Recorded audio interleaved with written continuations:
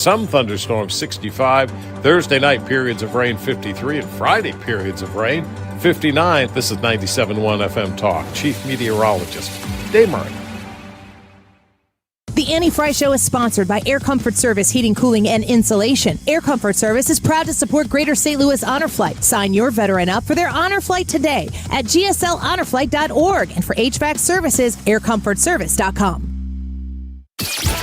Annie Fry, Ryan Wiggins, Brad Rain. That's us. That's right. Gotta love this American ride. What do you want from me? I'm not America's sweetheart. For goodness sake, kid. Keep your voice down. Your father's listening to the radio. I'm not America's sweetheart. This is the Annie Fry Show on 97.1 FM Talk. It's the weirdest thing for me to feel like maybe we've talked about Jeffrey Epstein too much. We went a really, really, really long time. You might even say decades of being like, why aren't we talking about Jeffrey Epstein? And then I'm afraid that you are Jeffrey Epstein'd out. But I have to talk about it because we just saw the House vote and the Senate vote. He didn't sign that yet, did he? Did he sign it? Not to my knowledge. But once he signs it, there's going to be maybe a window of 30 days or so for the documents to be prepared. So it's not like we get the documents, but they're going to be prepared in a database, which you can search. You can keyword search. You can search Annie Fry. Oh, God, I hope nothing comes up there. I swear. There's no secret here. I have nothing to hide. If I do have something to hide, it's been hidden from me, and I'm unaware of it. But he said he was going to sign it. The president is speaking right now at the Kennedy Center in Washington, and he's got the Saudi crown prince there. If you didn't see the negotiation that took place yesterday in the White House, in the Oval Office specifically, the Saudi crown prince is sitting in there, and they're going back and forth. It's just a love fest between these two. I know that they know that they're doing something that everybody has like two eyes squarely focused on and one eyebrow raised very high. Like, what's going on here? What does this mean for the future? Or as the middle schoolers used to say, what does this mean for LeBron's legacy? Probably not about this. When you pay attention to how President Trump and the Saudi prince are very much so in business negotiations, and you watch the two of them sit there and President says, you've agreed to invest $600 billion into our country. And he goes, no chance I could get that up a little bit. And he goes, how about $1 trillion? $1 trillion! Brought out the T word in the Oval Office sitting next to President Trump. This was all taking place yesterday, and of course, when we popped it on live, it just happened to be the question that was being asked by ABC, an ABC reporter, where Donald Trump just eviscerated her for asking a stupid question, calling ABC not even second rate, but third rate, whatever, and just explaining how useless ABC is, and he's like, no more questions from you. That's what we just happened to dip in. And I find that to be an interesting cross-section of what a lot of people in the United States probably experience when it comes to the news. You can dip in at any given time to this news cycle, and you might find out that there are huge, amazing things happening on the economic front. There are very, very big developments happening on the immigration, close the border, deportation part. We're not even talking about closing the border. They just did it. They got into office. President Trump was inaugurated. They shut the border down. Just like that. Closed. Then the follow-up process to that, of course, is to deport the people who the president campaigned on deporting. And we talked about that yesterday. And our poll for yesterday on the YouTube channel was asking you how your support has evolved over the course of time. I think it was 8 or 9% of our audience said that the support hadn't changed at all because they never supported the deportation process, or that they've lost support for the president. It was around 90% of you said that you've either always supported it or you support it now more than you did originally. Very scientific poll. We only do the science here. on the Annie Fry Show and our polling. I love polls. Of course, as you know, Ryan is on a vacation day today and for the rest of the week, so I can't give him crap for how much he actually loves polls. But I do love talking to you. I do love getting the feedback from you about how you're feeling right now, because when I talk to I might see you at a volleyball game for my kids, or now we're in basketball season. I might see you at church. I might see you in the grocery store, and you might come up and start talking to me, and you bring something up. Most of the time when I meet folks, you guys have something you want to say. And most of the time, what you want to tell me is that you kind of just hope that President Trump keeps going. You see all the arrows being slung President Trump's way, and you're just hoping that he stays the course. And it's usually something that you feel that you want to tell me. I do not have an in with the president. I could tell Will Scharf things, but he's the closest thing I got, and I would never lean upon a connection like that in order to try to get a message to the president, although I'm sure the president would love to hear that you want him to keep going. He campaigned very clearly on what he wanted to do to make this country great again. And he said the way to go about it is to put America first. And watching the president move through every single day and keep that focus, it's pretty amazing that he can be as resilient in that mentality amidst all of the things that are swirling around him. And the Epstein files, they've been swirling. That's been a big story. It's been a distraction. And the crazy part about it is the distraction is actually the Donald Trump part of the Epstein files.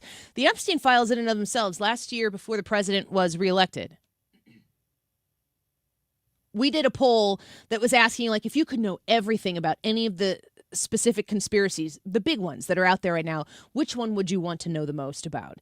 And one of them was COVID, one of them was the 2020 election, one of them was the Epstein files, and one of them was something, the assassination attempts and former assassinations, not just the attempts. And I was a staunch supporter in that poll of learning everything about the Epstein files, and I still am. But on the merits for what they are, for what we can learn. Me personally, speaking just for Annie here, I don't need anything out of the Epstein files to be like, well, I can't trust the Democrats now. That's not what the Epstein files are for. That's not what we're looking into these. It's not a political hit job. It is so much worse than that. It's so much more grave than that.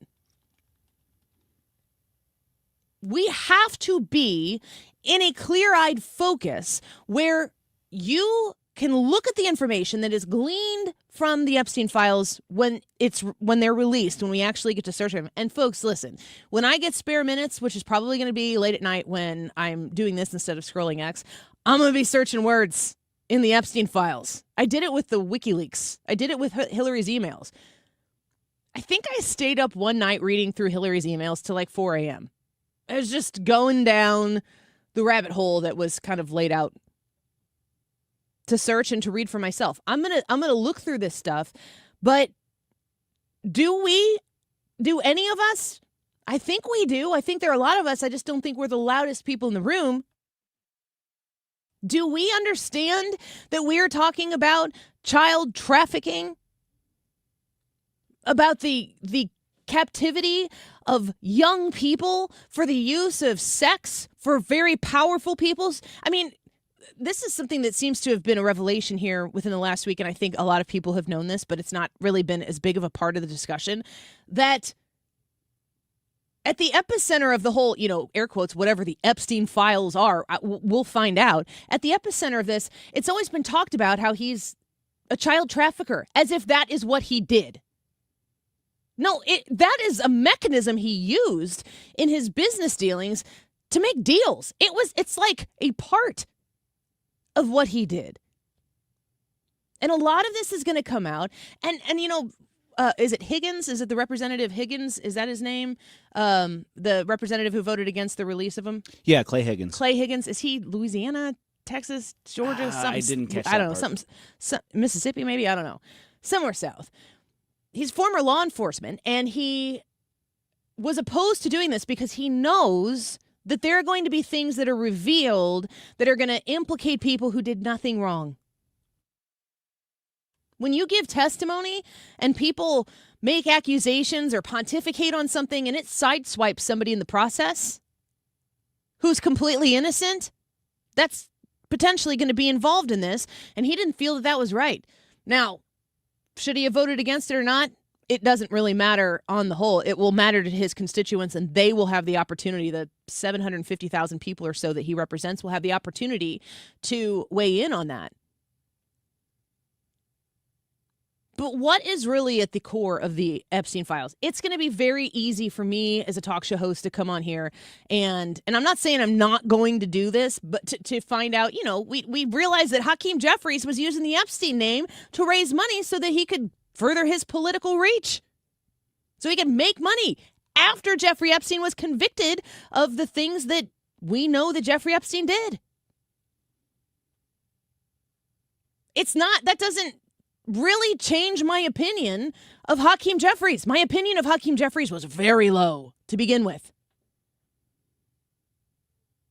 I'm not looking for collateral on, political air quotes. I'll just say opponents instead of enemies. I don't need to wring the Epstein files out for my benefit. That's disgusting and gross. It's gonna show us a little bit of how our world works. But meanwhile, and I keep digging into this, folks. Meanwhile, Kristi Noem and Homeland Security continues to find, in Charlotte, they just found how many kids that were, I can't remember the number. Hundreds. Yeah, hundreds of children who have been missing. Donald Trump's administration right now is finding children who are being trafficked, and nobody wants to talk about it. Why? So we can dig through the Epstein files and find a Republican who had some sort of affiliation with Epstein at one point and blow that up if you're on MS Now or whatever the heck that station is called. Or if you're on the other side and you're like, Hakeem Jeffries is a scumbag. Okay. I'm not going to stop donating to Hakeem Jeffries now. I'm not donating to Hakeem Jeffries now. I can't vote for him. He doesn't stand for anything that I stand for. Can we not cheapen what we are about to find out in these Epstein files by just burying it down to the bottom of the barrel? Like, who can we politically hit on this? Whatever it exposes, it exposes. But remember the victims and consider the fact that the man who is in the White House right now is finding children who are being trafficked. The man who was in the White House before was allowing children to be trafficked. Big difference. Voters in the United States of America right now, if presented with those facts, may view it differently. Probably not. But that's how I see it. We're going to take a quick break. I love having Kayleigh McEnany on the show. She's going to be with us when we come back. The co-host of Outnumbered on Fox, a former White House press secretary as well. I want to talk to Kayleigh McEnany a little bit about a conversation she had on her show this weekend about where the Democrat Party is going, what they want to do if they get power back, and whether she thinks the Republicans need to pay a little more attention than they are right now and make sure that they retain their majority, if not grow their majority in 2026. We'll be right back.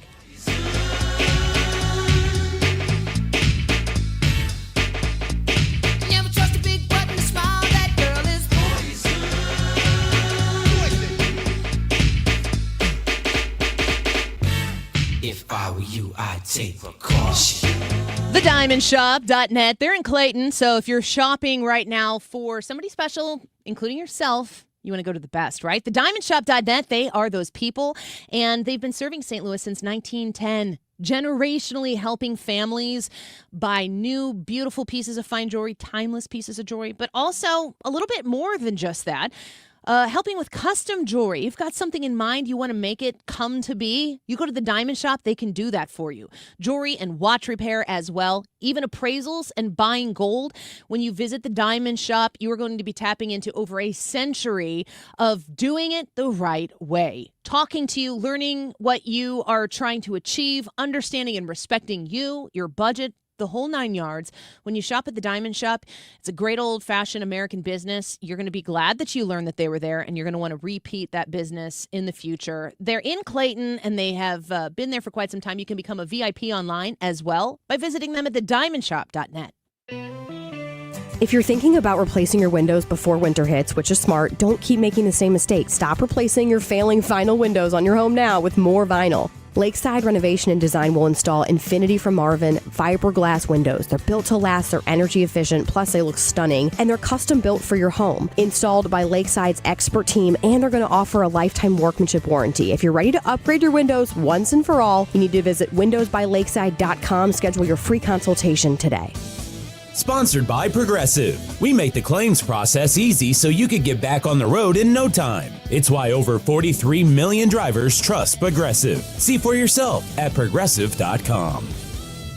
This is the Annie Fry Show on 97.1 FM Talk, St. Louis Conservative.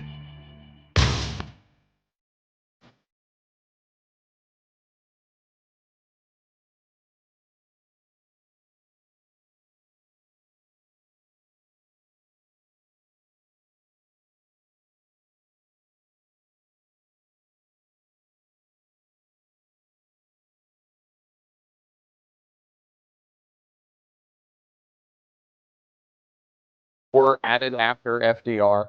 President Trump faces those term limits. He is not going to be able to run for re-election in 2028. Are you thinking of maybe running? I'm not thinking about anything because I think we have a president now who's not even been in for a year.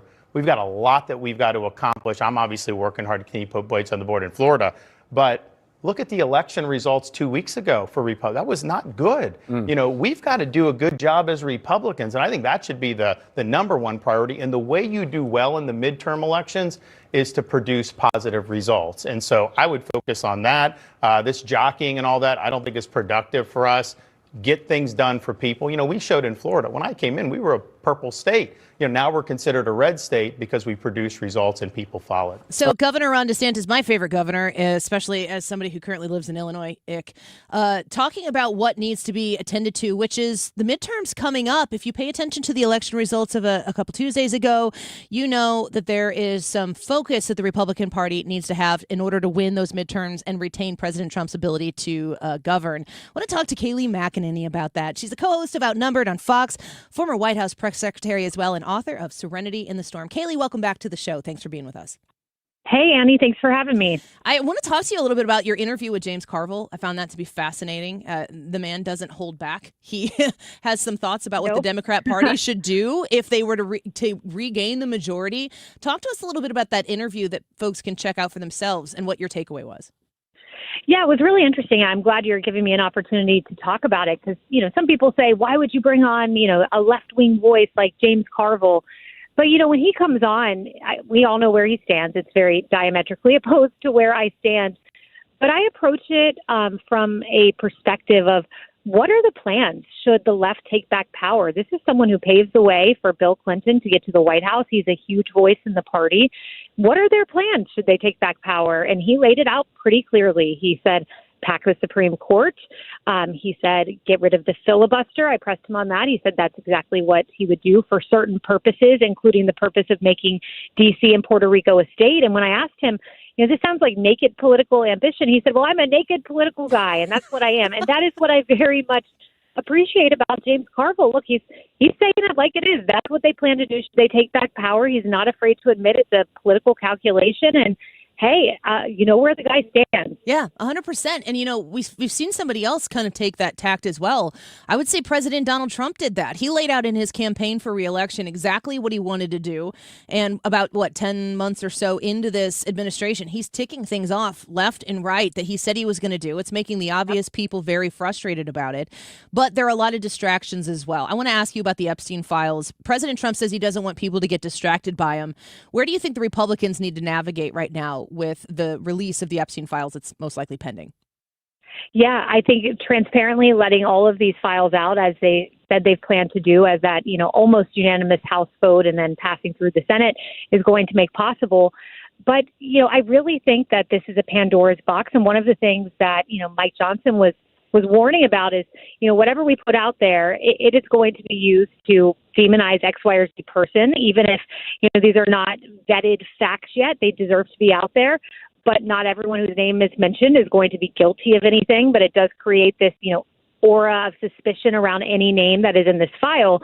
And I think we've seen that with what we've seen from Stacey Plackett and the coordination she did with Jeffrey Epstein. Of course, she's a Democratic congresswoman. Of now we learn about Hakeem Jeffries and the donations that he took from Jeffrey Epstein. I think, Democrats, in trying to make this a partisan political issue that they tagged to Trump, even though Trump kicked this guy out of Mar-a-Lago, even though Virginia Giuffre repeatedly said President Trump did nothing wrong here, they've use this as a political weapon. And I think what we're seeing with the limited number of documents, or the thousands of pages, I should say, we've gotten so far, is it really is backfiring. And I think Democrats are going to find that in trying to use this as a political weapon, it is going to come and boomerang right back and harm their party in the process. But the bottom line is these young women deserve justice. They deserve transparency. They want the files out. And that should be the end of the story. We're speaking with co-host of Outnumbered on Fox and former White House press secretary, Kayleigh McEnany. I heard Brian Kilmeade, he's the show that comes on right before mine here in St. Louis. A long time ago, he said Republicans have to live life in a speed trap. If the Republicans do anything wrong, they're absolutely going to get busted on it. The Democrats don't have to maneuver in that. And that was good perspective, because speeding is speeding, but it sucks when only one party ends up getting called on it. I get really annoyed by the hypocrisy of a lot of the Democrats, what they can explain away or not adhere to, not hold themselves accountable for the same things that Republicans seem to have to be held accountable for. Where do you think the Republicans need to focus those key issues going into the midterms? Because the left seems to be just about Trump. That's all there is to what they're trying to fight against. The Republicans have to fight for something. What's the right message for them to retain the majority in the House? Yeah, and it's no doubt saying we're reversing the ill-begotten economic experiment of the Biden years, where inflation, President Trump handed him 1.9% inflation. He took it to 9.1%. I mean, that's extraordinary. President Trump has brought that number down, but there's still more work to do. And I love that the administration is acknowledging the pain of the American people. People are having a hard time affording goods. Prices, it's important to bring them down. But I think what President Trump is doing very deftly is acknowledging that, but also saying, I have the right solution. You heard him say this today, and he said it also on Monday, and it really caught my ear, that he has secured $18 trillion in investment into the country. And he's on pace to do $20 trillion by the end of the year. Those aren't just big numbers for big companies. Those are jobs. Those are wages that are going to go up. That is growth in the country, which will ultimately bring down prices. So I think saying to the American people, I have the right solution about a problem that is very important, and here it is, and having that message from now until next November is going to be key. I hear a lot from Treasury Secretary Bessent talking about how the first and second quarter of next year is going to prove very fruitful for taxpayers getting their tax returns, and they're going to see that extra money in their actual take-home pay. I would assume that if you can get it done by first or second quarter, that's going to bode well for the midterms. But the president also has a lot of other victories surrounding his economic plan that's going to take a little more runway, I think, for everyday Main Street St. Louis Americans to feel. What are the other victories that you're seeing the president have right now that you think are going to resonate with voters come 2026? Yeah, I saw that the trade deficit has come down, which is a big win. Big win for us. It means, we're not being raked over the coals by other countries who get more favorable terms. But to your point, these are long-term rectifications that we've had these big trade imbalances that benefit other countries, harm the United States, harm, the American worker. But in trying to rectify that and course correct takes time. It took leveling the tariffs. It took waiting to have favorable trade deals. It takes time for that to bake into the economy to manifest. Also, no tax on tips, no tax on overtime. You just pointed to Bessent's comments on that. All of that kicks in next year, and I think people will feel that. I remember term one of President Trump. I was there. It was an economic boom for the country, and I think we're on the precipice of that, but you have to do the undamage of the past 4 years, and you have to wait for some of these policies to kick in, and I think we're seeing it start to work because inflation has come down, and now prices have to follow. Kayleigh McEnany speaking with us right now. Last little question for you here, especially considering your interview that I encourage people to go watch the whole thing. Kayleigh McEnany speaking with James Carville. He's told us exactly what he wants the Democratic Party to do should they win in the midterms, maybe in 2028. they're going to have to get there first. I sense a little bit here, at least in the Midwest, a little bit of TDS fatigue. There's a little more eye rolling going on about the people who are melting down just at the sign of Donald Trump anywhere. Do you think that that's going to move one direction or the other come election year once again? Are people going to get fired up to hate Donald Trump, or are they going to be like, gosh, my tax return was good, wars are less, I think I'm going to stick with this guy? It's going to be the pocketbook issues. I mean, look, I hesitate to mention him as a model because he certainly is not a model in his answers. Zoran Mamdani, obviously socialism is not the answer. Communism is not the answer. He had his fair share of Trump derangement syndrome. He was obsessed with Donald Trump. But what he did do was he talked about affordability over and over and over again. And even though he didn't have the right solution, he was hitting on the right problem. And by acknowledging that problem and focusing, somewhat substantively on that, so completely wrong on it, he ended up catching a lot of voters. It was in a deep blue city, but I think it's important, and I think you're seeing it with the McDonald's summit today, his Saudi Arabia remarks, the issue of affordability, showing voters what is our answer to socialism, what is our answer to communism. It's free market capitalism, it's helping the American worker, it's these tried and true. I think will be very, very key, because the TDS, you focus on that alone, it's going to backfire on you. But what the left did successfully in these last elections was pairing it with the issue of affordability. Well, Kayleigh McEnany, thank you for the time today. We're tuning in every day to watch Outnumbered and your weekend show. We're always grateful for some time here on ours. Thanks, Annie. Appreciate it. Talk to you soon. Bye-bye.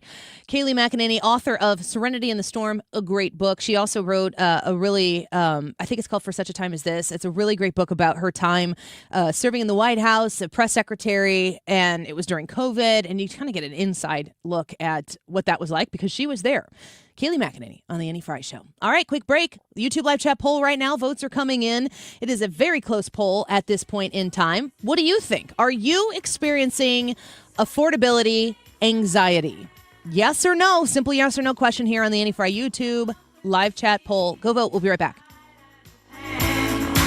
Don't get lulled into believing the IRS is getting soft. It's just the opposite.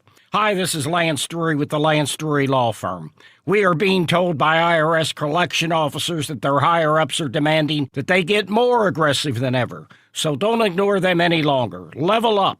If you have unfiled returns, unpaid taxes, levies, or liens, call me, Lance Drury, today and let me get between you and the IRS. I'll protect your rights. At the Lance Drury Law Firm, our practice is focused 100% on fighting the IRS. Remember, IRS problems are legal problems, and they need to be handled by an expert attorney who's done it for decades. So call the Lance Drury Law Firm today. We're local. Our office is right here in St. Louis. Call 314-260-6120. Visit Lance, DRURY law.com to schedule your free consultation with your local tax resolution law firm. The choice of a lawyer is an important decision and should not be based solely upon advertisements. Point Pest Control. You find them online at pointpestcontrol.com. I know that I talk a lot about how I am a Premier Service Plan subscriber to their quarterly service. They come treat my home in like the basement area, the whole house, really. But inside, outside, all around the perimeter of my home. And we don't have pests in our house. We really don't. It's amazing. But they also do commercial services on top of residential properties. If you have a business, they have plenty of happy commercial clients right now. They're very experienced at this. A lot of restaurants, a lot of different businesses around the bi-state area. Definitely names that you would know that are going to Point Pest Control for their pest control services. If you call right now, 636-798-0023, that's 636-798-0023, whether it's for your residence or your business, talk to them about signing up for that Premier Service Plan and mention my name because you're going to get a 10% discount on the top of whatever specials, best deals they have going right now. An extra 10% for Annie Fry Show listeners. 636-798-0023, point with an E, pointpestcontrol.com. Doesn't it feel like you hear all the time from retired friends and family, I wish someone had told me this before I retired? Or why didn't anybody tell me this? Why is this not a class? Well, that's exactly why Financial and Tax Architects was founded. FTA keeps hardworking families in St. Louis make sense of retirement. They show them how to keep more of what they've earned and how to make it last. That way you can get some sleep at night. You don't have to second guess every expense leading up to retirement. You understand what's going on. Their Retirement Planning 101 class is a practical, no-cost course. They teach it at local colleges. It's just one night. You learn strategies to reduce taxes, plan your income, make confident decisions about Social Security and taxes and inflation. And FTA focuses on education. They try to change the way you retire. Call 888-5101 or go to fta-ria.com to register. You're listening to Leaf Filter Radio, and the guru of gutter protection himself, Chris Cunahan, is here to take your most pressing leaf-related questions and bring you a special Black Friday offer. Hey, everybody, Chris here. I understand we have Ron on the line. Ron, where are you calling from? Uh-oh. Ron, are you calling from a ladder? Well, I was. I wanted to ask Chris what I need to do to get my gutters ready to have leaf filter installed. Oh, Ron, you don't have to do anything. A Leaf Filter Trusted Pro will come out and clean out your gutters, realign and seal your gutters, and install Leaf Filter, America's #1 gutter protection system. So I didn't need to get on this ladder? Ron, Leaf Filter Trusted Pros are in your neighborhood and ready to help. Just visit leaffilter.com/radio to schedule your free gutter inspection and get up to 30% off. Thank goodness. What was that site? That's leaffilter.com/radio. And now, as a special Black Friday offer, you can get a free gutter inspection, plus up to 35% off. This is our best offer of the season. Unlock it now at leaffilter.com/radio. See representative for warranty details. Today's YouTube live chat poll. Are you experiencing affordability anxiety? Jump on Annie's YouTube page, youtube.com/@AnnieFry, and vote in the poll. Leave us a comment telling us why you voted the way you voted. We might read that comment on air. Also, keep listening. We're going to be giving away Guns N' Hoses tickets later on in the show, and don't know when that's going to be yet exactly, so you don't want to tune out. And you can have a chance to win a couple tickets to see Guns N' Hoses. The time is 12:34. This time check is brought to you by Jerry Kelly Heating, Air Conditioning, Electrical, and Plumbing. It's time for a $98 furnace tune-up. 97.1 FM Talk, St. Louis Conservative.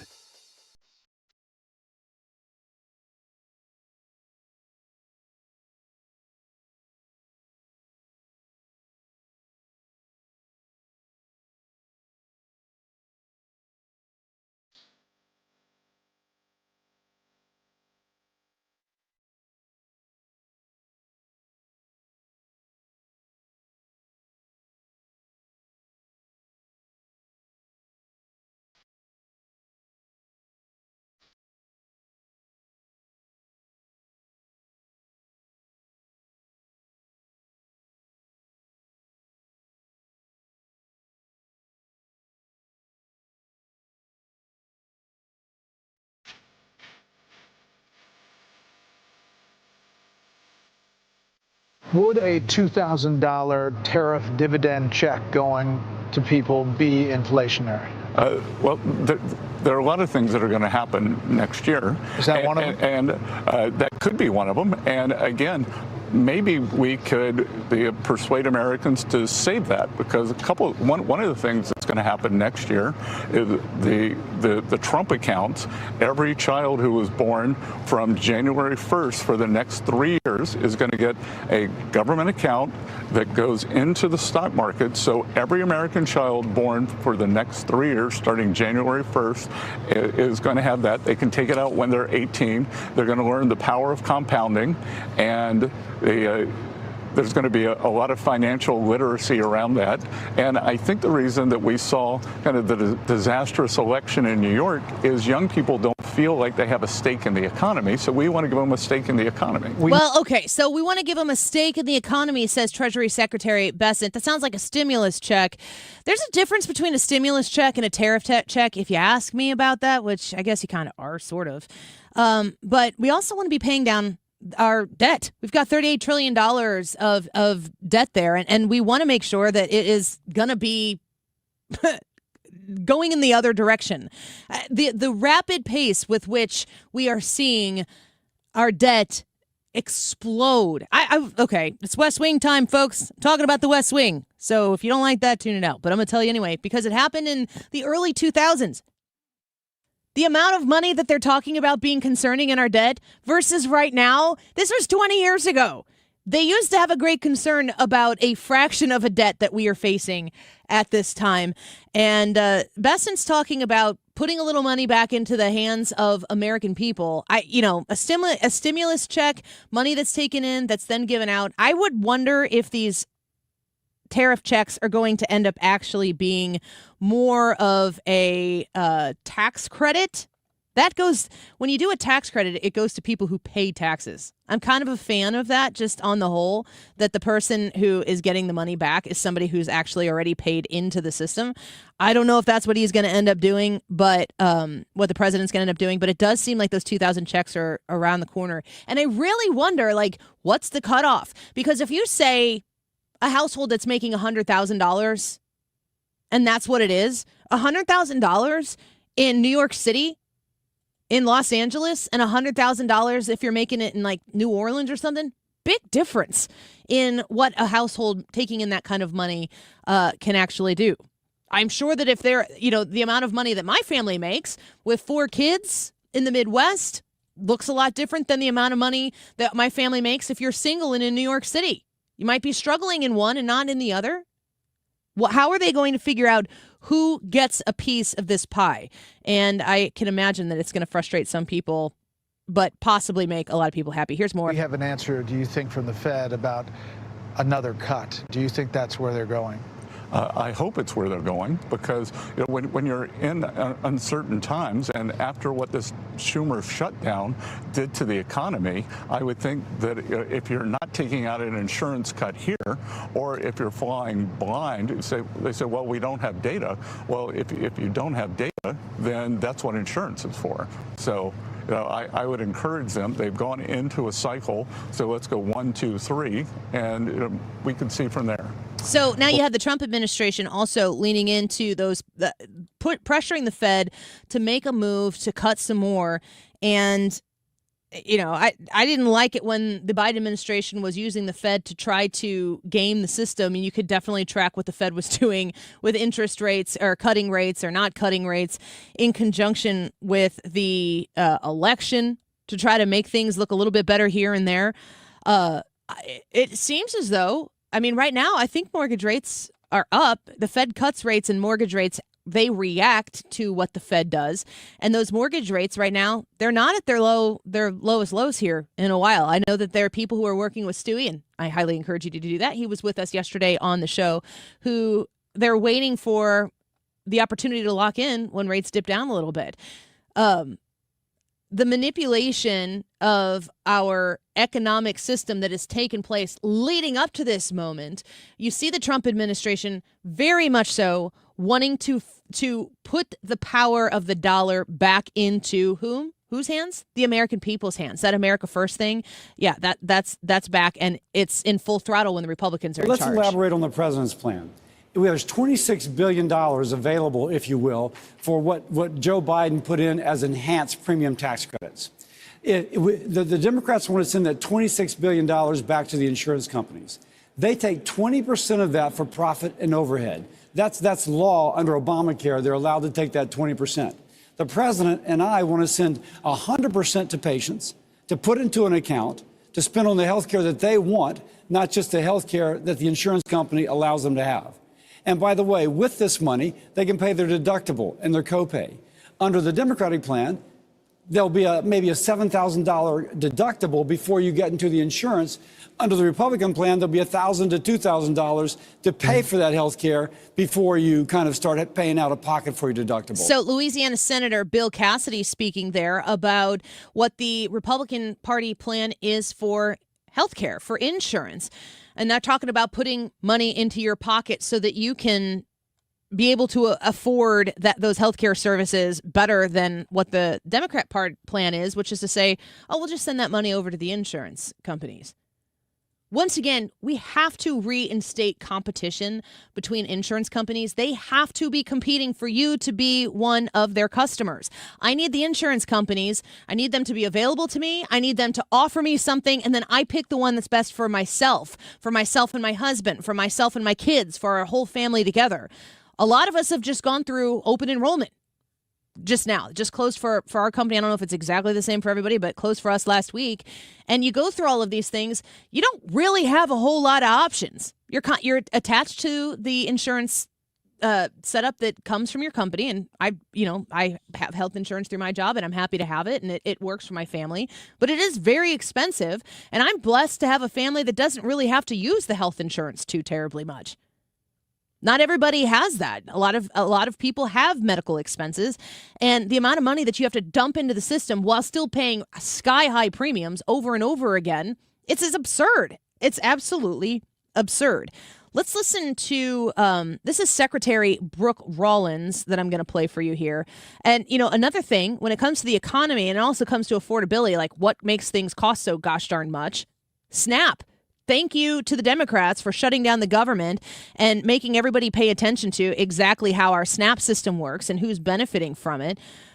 Brooke Rollins was on with Larry Kudlow and was talking about the system as it is right now and how it might be refined. Hey, I have a handy dandy chart. I was getting to the affordability piece of SNAP. Almost 40% increase under Joe Biden of what was spent in the people that entered the food stamp/SNAP program. That's 40%, of course, they were working to buy the election.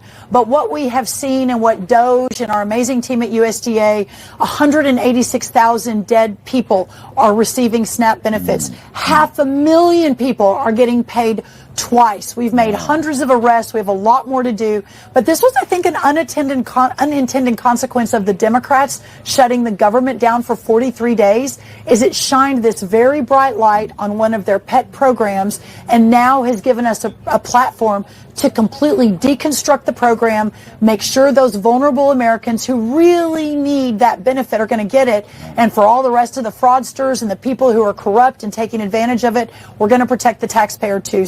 So that's Secretary Rollins talking about that. Brad, you just looked up how many. Yeah. So the latest numbers I can find say 1.7 million non-citizens received supplemental nutrition assistance.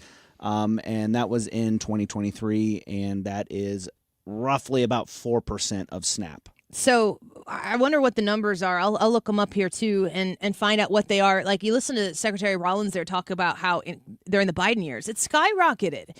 We are flooding the system with handouts. And, you don't have to go very far on social media to find people who are bragging about how they're abusing the system. I mean, if you're going to go if you're going to try to make influencer dollars on how you're abusing the SNAP system, I saw one woman at a grocery store had 2 containers of ground beef, and she was changing the labels on the ground beef so she could, when she checked it out and purchased it, it was a fraction of what it actually cost.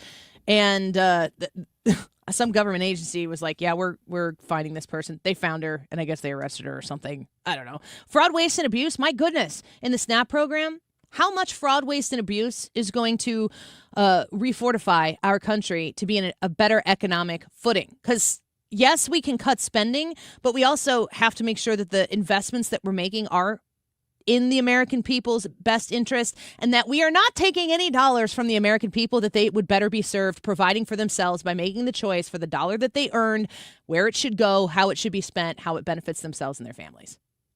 The YouTube live chat poll for today: are you experiencing affordability anxiety? Yes or no?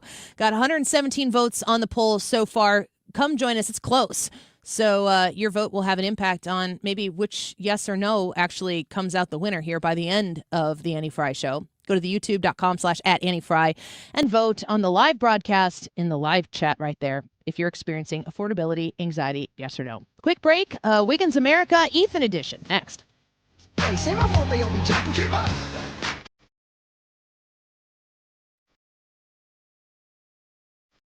Home Shield Foundation, repairs.com. Matt Hayes wants to help you. And really, that's what it comes down to. When your basement is experiencing moisture, when you have dampness, you have water working its way in your house, that's never good.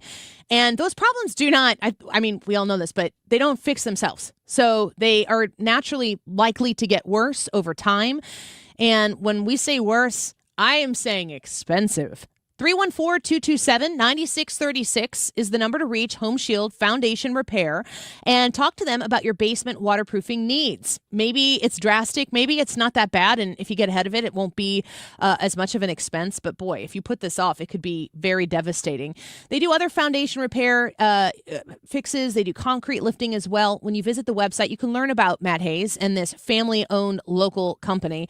But you can also see how they can help you specifically with your basement waterproofing and schedule an appointment to get it looked at today. 314-227-9636, HomeshieldFoundationRepairs.com. Police versus firefighters in the ring for charity. It's the 38th annual Guns N' Hoses event, the day before Thanksgiving. Catch all the action as we broadcast Guns N' Hoses live on 97.1 FM Talk.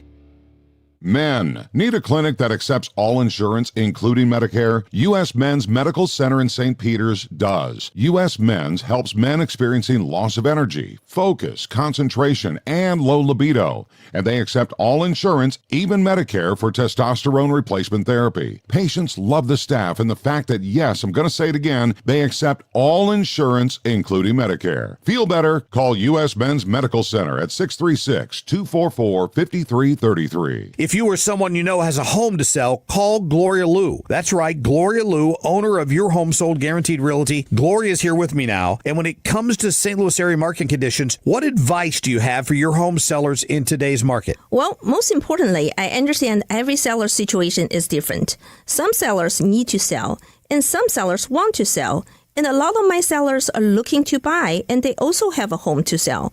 My advice in this uncertain market is to get an upfront written guarantee. That way, you know exactly how much you stand to make with your home sale. My guarantee sale offer is simple. I'll sell your home at 100% of market value, or I'll pay you the difference. Take it from me, Mark Cox, an actual client. Sell with certainty and an upfront guarantee with Gloria Lou. Call 314-325-6888. That's 314-325-6888. Or visit GloriaHasTheBuyers.com. That's GloriaHasTheBuyers.com. Gloria and seller must agree on price and possession date. Hey guys, are you dealing with low energy weight gain or issues in the bedroom?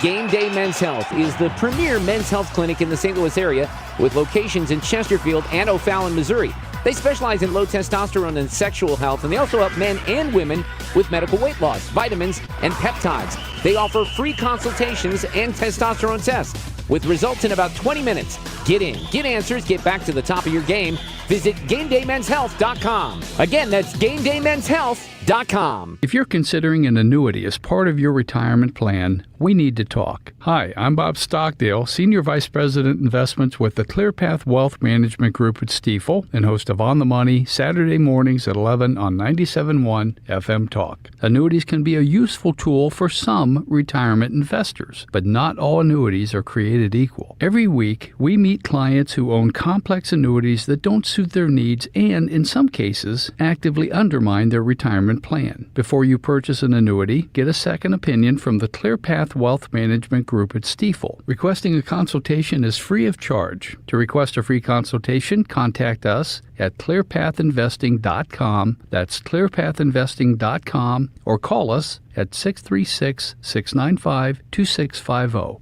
That's clearpathinvesting.com or 636-695-2650. Stifel Nicholas & Company Incorporated, member NYSE and SIPC. We, without hesitation, recommend that anybody work with ThrottleNet. The experience will be as good as it's been for us, for anybody, because you'll get a true partnership and you'll be able to rest easy that you're going to get the service that you need while they're also doing all those things that you don't want to have to think about, that you don't want to have to worry about. They're always doing that in the background for you. Don't wait for your next IT crisis. If your business depends on technology, you need a partner that's got your back. Contact ThrottleNet.com to get a free IT evaluation and see how we can support your IT everything. Rooted in faith, grounded in family. This is the Annie Fry Show. Wiggins! Oh! Wiggins! Not Wiggins America, Ethan's America.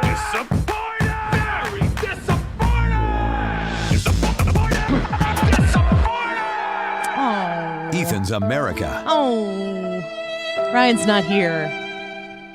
I'm like the what are those sad puppy commercials where the puppy's just looking at the camera, just like because they shaking haven't been and fed. sad. I can't watch those. I can't either. But that's kind of what I feel like right now.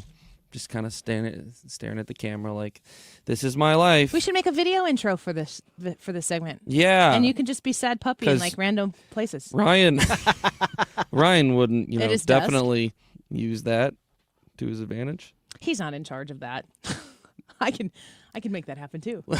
Oh, thank you. I appreciate that. Well, today we're going to be talking about things that you always need to do when checking into a hotel room. I'm going to check into a hotel room tomorrow. This is great advice for you then. I didn't even know that. I kind of am creeped out about hotel rooms. Why? Because other people live in there. Creeps you out? Lots of things happen in them. Do you have any general rules when checking into a hotel that you're like, okay, kids, this is the first things we do before going in? Like, I check the beds. Okay. Just for like bed bugs or like just in general, or? I just want to, you can usually tell if a bed hasn't been changed. Mm-hmm. So I will check a bed to see, to verify that it's been changed. I've had some negative experiences in hotel rooms. I kind of want to hear. Oh, the worst one, I'm not going to say where it was. It was during COVID. It was during like the aftermath of COVID. It was a place that was open when most of the world wasn't. And we stayed 3 nights in this hotel room. And what I always do when I leave a hotel room is I strip all the beds, one cover by one cover down, so that I can ensure that kids didn't have socks or toys or stuffies or something like that got under there, and they made their way to the foot of the bed, and they're gone forever. So I stripped them all down, and I pulled the last flat sheet down, and there was blood on the mattress, on the flat sheet on top of the mattress. And it was not on there. Like they had like 2 flat sheets, which was a fitted sheet. The one that was put on top of the other one, there was like, it was blood. Nope. So they put a sheet on top of the sheet that had blood on it. Nope. And I got a lot from that hotel. Oh, I bet. The offer from that location was pretty steep, and I took it. And normally I'd be like, I'm just never staying there again, which I will never stay there again. But it's pretty sick. It's so gross. Oh, it's so. It's sick that there was blood on the sheet, but it's also sick that you got some money back. That's pretty nice too. The other sick. We don't drink out of the glasses that are in the, like if you have glasses with the little paper things on them. Oh, okay. Nope, not drinking out of those. We'll go get a water bottle or something, some kind of bottle from the vending machine and fill that back up if necessary. We were never allowed. My mom was like, keep your shoes on. After you shower, like get socks on right away. Don't let your bare feet be on the floor because you just have no idea what I'm has super been on those picky at the floors. places that I'll be willing to stay to. Like if I will read the reviews, and if I see any reviews about it being not clean, I'm not staying there. So this article saying some of the top ones, and I know we only have, what are we out at, 56? 7? 57. Okay. 7. Check to make sure that the locks work. This feels like a pretty obvious one. Yeah, and always put the other lock on the bar thing. Yes, the making sure that second one, whatever you call it, the chain lock is always an important one. You brought up checking the beds.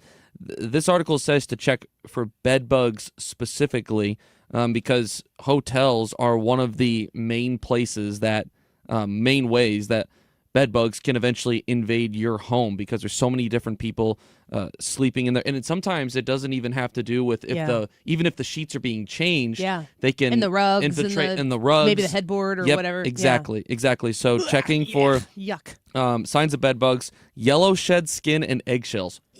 Excuse me, what? Oh, gross! Yep, Don't ever say that on the show again. Which part? The or dump the other that part? out of my mind. Got it. Hit the dump button in the mind. Listen out for noise. It says for thin walls when you get there, just to kind of keep an ear and see. Okay, or do I have noisy people staying in Experienced the places? that before. I have live in an apartment, and I'm pretty sure that we only share one wall with another tenant, but I think it's a pretty thin wall. I mean, do they just bang on the wall all day? Is that what it feels like? I will if I hear their freaking dog You'll barking until 1 a.m. last night. You're a wall pounder? Only if that dog is barking late. That's the only time I'll do it. Oh man, I was heated last night. I was not happy. Thin walls. Check Do they for listen thin to walls. the show? I don't know. You should turn it up real late at night. Check to make sure the phones work. Clean, high-touch surfaces. Remote control. Use the safe. I've never used a hotel safe. And then make sure you have everything you need. Annie, don't forget anything at home. I will do a Walmart order delivery, and usually there are some basic things that I forgot in that Walmart order. Let's talk to Deroy Murdock and Corey Malone in the 1 o'clock hour. Don't go away. With this season's drought and high temperatures, demand for new sprinkler system installs is at its peak. Even with a little rain in the forecast, now is the absolute best time to put a new system in place, setting you up for a healthier, greener lawn next year. Don't let your lawn go through another season looking the way it does today. Take control now, and you'll never have to worry about the damage heat and dry weather can cause again. Call 636-695-7800 or visit ProOutdoor.com to schedule your new system installation today. You've got your whole life ahead of you, so choose a Medicare plan you can count on. And that's what you get with a Medicare Advantage plan from United Healthcare. With more than 45 years' experience serving its members, United Healthcare has plans with low monthly premiums that fit your life today and as your needs change tomorrow. The Medicare annual enrollment period ends December 7th, so go to uhc.com/Medicare today. United Healthcare Medicare plans. It's Medicare coverage Missouri can count on. Thanksgiving is all about family, food. It's about gratitude. It's not about panicking at the last minute because you're trying to get groceries and everything costs so darn much. Although sometimes that happens. Go to Ruler Foods this weekend. Get your Ruler Foods grocery trip scheduled and save on the groceries to make that a wonderful meal shared with family that really is about gratitude and not anxiety and panic and blah, blah, blah. You can save on Kroger frozen turkeys right now at Ruler Foods. This is a good reason to go there. 10 to 20 pounds, just 49 cents a pound with a limit of 2. You can save on mashed potatoes. You get a big 10-pound bag of Kroger russet potatoes, just $2.99. And the rest of the things that you're going to want for that meal, don't forget they have Kroger brands at Ruler Foods. And those Kroger brands, wonderful. We stock up on those in the Fry House. They come at Ruler Foods prices. Check out delivery as well. You can find the Ruler Foods location most conveniently located to you. It's all available for you, all the info online at rulerfoods.com. KFTK FM Florissant from the Kaufman Townsley St. Louis's Injury Lawyers Studio. Call 314-500-5000. That's 314-500-5000. All on the free Odyssey app.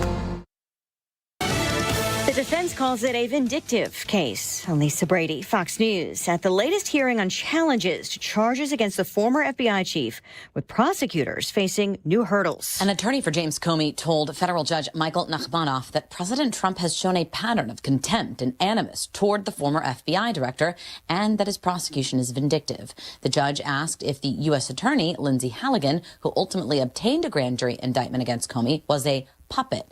Comey's attorney said, yes, she did what she was told. But the judge didn't immediately rule, calling the matter complex. Fox's Jessica Rosenthal, the Justice Department confirming today the grand jury was not presented with a final copy of the indictment. A separate judge has yet to rule on a defense challenge to the acting U.S. attorney's authority. President Trump sending a message to executives and investors at a forum with the Saudi Crown Prince. Under the Trump administration, America is back and America is open for business, and America is actually stronger than it's ever been before. The Saudis pledging $1 trillion in U.S. investment as the president designates the kingdom a major non-NATO ally. President Trump also saying today he's working to help end the war in Sudan after the Crown Prince explained the importance of it, asking him to get involved. The U.S. and Russia reportedly working on a new peace deal for Ukraine as Ukraine's President Zelensky meets with Turkey's president in Ankara. He said he will try to reinvigorate negotiations to come up with a just peace. And as the fighting rages, Zelensky meets tomorrow in Kyiv with top Pentagon brass, who will reportedly discuss a peace plan hashed out between Special Envoy Steve Witkoff and his Russian counterpart. Fox's Greg Palcott, this after another deadly night in Ukraine, Russia firing hundreds of drones and missiles, and a Kremlin spokesman just saying contacts with the U.S. continue, but that there are no new developments to announce. America is listening to Fox News. Honey, that flu keeping you up? Did you take NyQuil Intense Flu? Nah, I got this. Okay, I don't got this. Yeah, you need NyQuil Intense Flu. Undo your flu with NyQuil Intense Flu. NyQuil Intense Flu provides powerful relief of your flu symptoms so you can sleep. You do got this. NyQuil Intense Flu. The nighttime sniffling, aching fever. Best sleep with the flu. Medicine. Use as directed. Keep out of reach of children. An official message from Medicare. Couple more minutes, and we'll start this month's book club. You know, I usually love a plot twist, but this year, I'm comparing my options during Medicare open enrollment. You can't assume your current health or drug plan is the best one for you. And you gotta make sure your drugs are covered. That's important. So is saving money. Review all your options at Medicare.gov. Open enrollment ends December 7th. Paid for by the U.S. Department of Health and Human Services.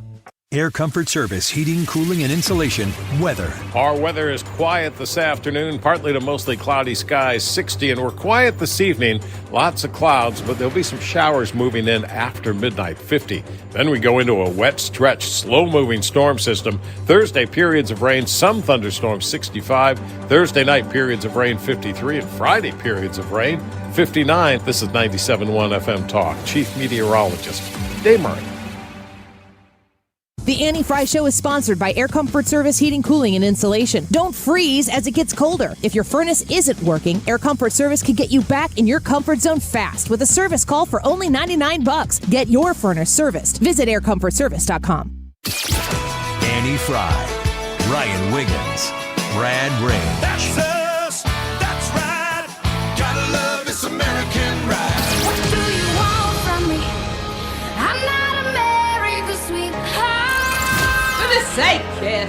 Keep your voice down. Your father's listening to the radio.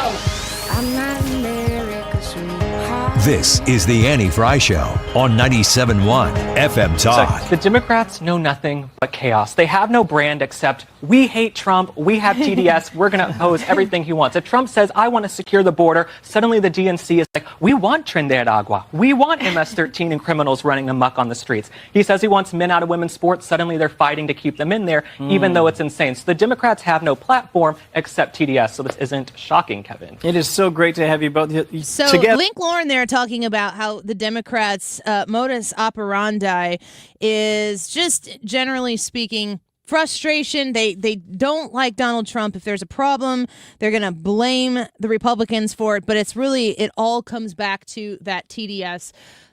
Being obsessed with Donald Trump, how long can the Democrats really string out fighting against Donald Trump? Certainly in the midterms, that's going to be the main impetus for Democrats to try to win back some of those purple districts or maybe the new ones they're creating in California. The Democrats, their policy is whatever Trump is for, we're against. And they prove that over and over and over again. I don't know if that's going to be enough to persuade the American people in a midterm election if the economy takes off the way that the president and Secretary Bessent say that it is going to in 2026. Is TDS enough to keep people from voting Republican and for voting for the alternative, which is basically everything good that you might be experiencing in the Trump administration? The Democrats want to undo it and put in something else, anything else, like maybe New York City, a socialist. Let's get with our friend Deroy Murdock, who joins us once again, nationally syndicated columnist, Project 21 ambassador, and Fox News contributor. Deroy, welcome back. It's good to have you. Great to be with you again, Annie. So is everything Trump bad a winning strategy for Democrats in 2026?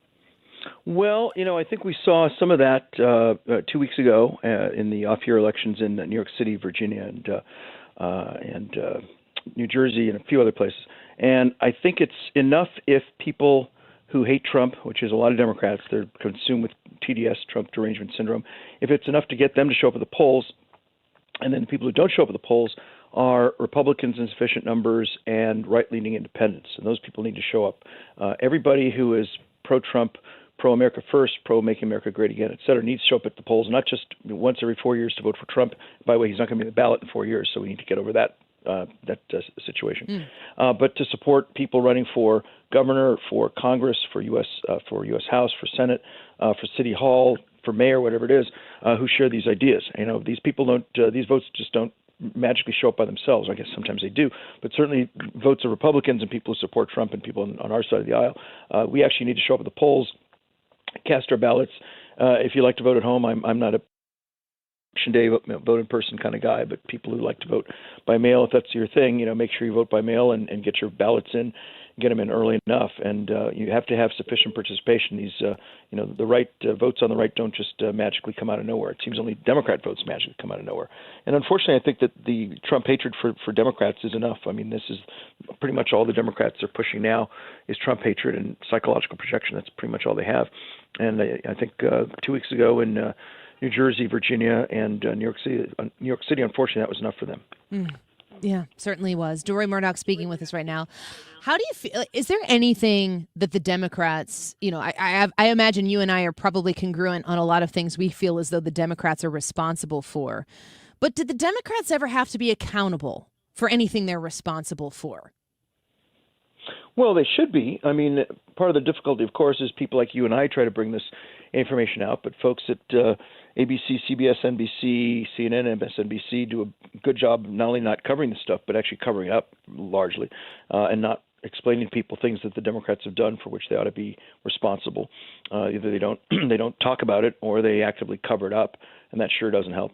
But the accountability ultimately is that these people, when they face the polls, face the voters, if they've screwed up, they need to be voted out. They need to be kicked out of the House, kicked out of the Senate, kicked out of governor's mansions, kicked out of city halls around the country, school boards, what have you, when they fail the taxpayers, when they don't advance freedom, prosperity, and national security, and when they let criminals run loose and rip the border open.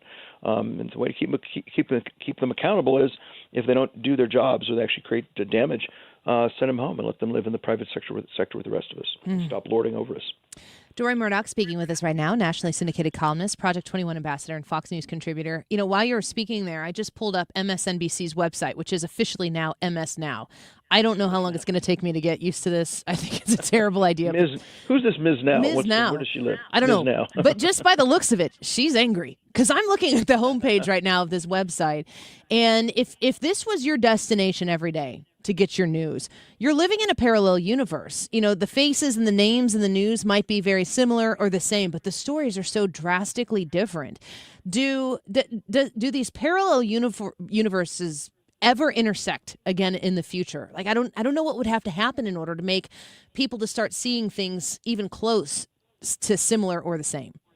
Well, I think this is one of the reasons we're so divided. I mean, it used to be when I was growing up, and maybe you as well, we had the so-called dinner hour, which was 7 to 7:30 p.m., and people would gather around their TVs and watch John Chancellor on NBC. They'd watch David Brinkley on ABC, Chancellor on NBC, and then Walter Cronkite on CBS.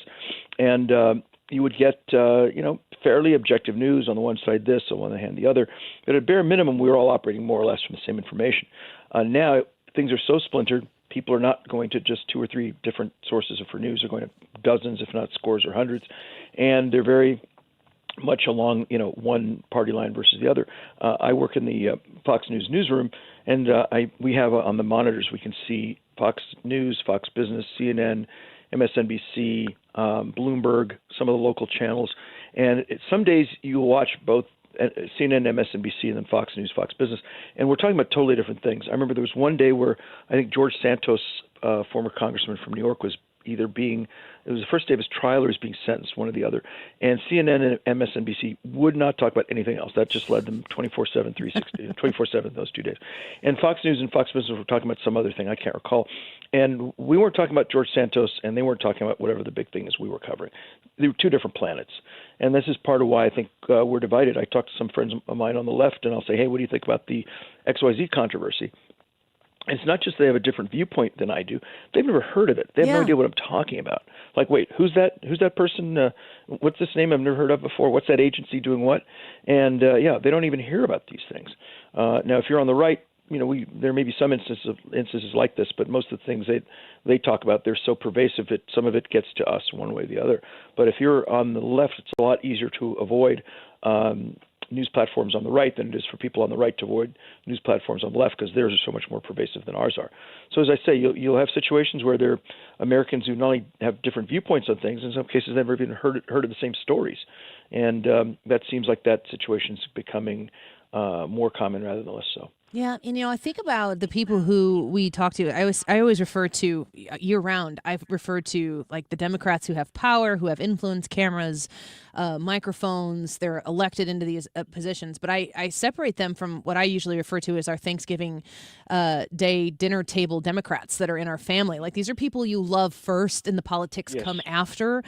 I got to think that there are issues that at the Thanksgiving table this year that people are going to agree on. I think, we can say that the affordability for eggs is cheaper, gas is down, but there are still affordability issues in other places. Gas has come down, so maybe it costs a little less to get to the Thanksgiving dinner table for Republicans and Democrats alike. But there are still concerns that the people around a Thanksgiving dinner table will have that they agree on.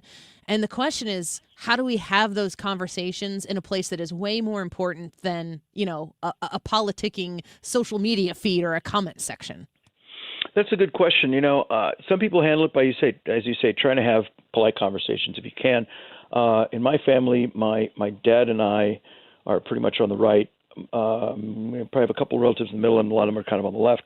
And the way we deal with it, rather, is we talk about food, we talk about travel, we talk about dogs, we talk about movies, we talk about car. We just don't bring it up. It just doesn't come up, and we get along great. And every now and then someone will say something about the news, like, oh no, aren't golden retrievers amazing? And we talk about that. And we all just smile and feel much better. So that's unfortunately that's the way a lot of people handle this, because if you bring up anything political, a lot of people just go, 0 to screaming in 5 seconds. And unfortunately, some people can't talk about this. There are other folks who can have polite discussions about this kind of thing, but it just becomes harder and harder. And I think I actually saw the other day that a psychologist, or maybe a group of psychologists said that Trump derangement syndrome is an actual mental illness, and that something like 3/4 of Democrats have it, and they're not able to think straight about Trump. They see his face and they just instantly, just start, going to convulsions. And if that's the case, that's not good for the country. But I will say that it is a very good way to motivate voters. Yeah. If these people are in fact suffering from a mental disorder, and you're able just to show pictures of Trump and get people angry, that's the kind of thing that gets people running the polls. And it seemed like it worked a couple weeks ago in the off-year elections. Deroy, do you feel as though Mamdani in New York City, do you feel as though his policy of socialism is going to manifest itself by the time the midterm elections come around in November of 2026? Do you think people are going to be able to look at that and say, ooh, I really like that, or I really don't like that? That's a good question. How much good or evil can he do in just under a year? That is a good question. I don't know if things will fall apart completely, that quickly. I can tell you that when Rudy Giuliani was mayor, things were dramatically different within 1 month. It took 30 days, and I wrote an op-ed for the Washington Times. And the headline was something like, "What a difference a month makes with a new mayor," something like that. And just the tone and the attitude that Giuliani showed led people to behave differently. The sense was, okay, daddy's home. The kids, okay, we've got to behave because daddy's home and we can't run around and act up like we were before. And I think everybody, left, middle, and right, finally thought, oh, my God, somebody's in charge. And so things just seemed to calm down. You just felt like things were less chaotic. And conversely, Mamdani could come in and things could get very, very chaotic very quickly. Who knows? Maybe, cross your fingers, maybe everything will turn out beautifully and all these crazy ideas and promises will work out for the first time ever in human history. But I think they won't. I think that probably what you'll see more quickly than any quick economic trouble is what will happen with crime. If in fact he shuts down Rikers Island, opens the prison, lets all these prisoners loose. Alvin Bragg got reelected with 78% of the vote, believe it or not. His attitude is, hey, if you committed crime, the justice system is basically racist. So, hey, we're just going to let you go. You can go back on the street as much as you want. People get arrested, they're back on the street in a matter of hours.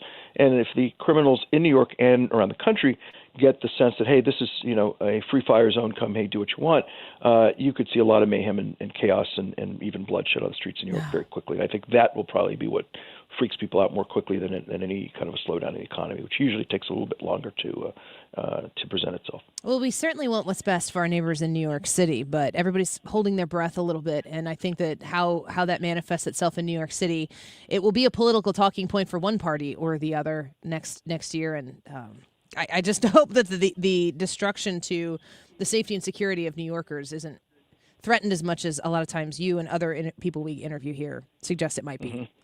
I hope I'm wrong, because I live here, you know. There's a lot of people like, oh, let's hope New York falls to pieces. It'll be a great lesson for folks. Well, you're basically wishing ill on 8.5 million Americans, which I don't think is a very good thing to do. So I hope it doesn't turn out as badly as I think. But, you know, every time socialism has been tried, it's been anywhere from a manageable mess to a complete abject failure. So let's hope we're closer to manageable mess than a total abject failure. Yeah. Well, we're hoping for the best for you, Deroy, and all your neighbors, your 8 million plus neighbors there in New York City. Mm-hmm. Thank you for being with us today. We love speaking with you. Good to have you back. Great to talk to you. Very well. Take Thanks. Care. Bye-bye. Bye-bye.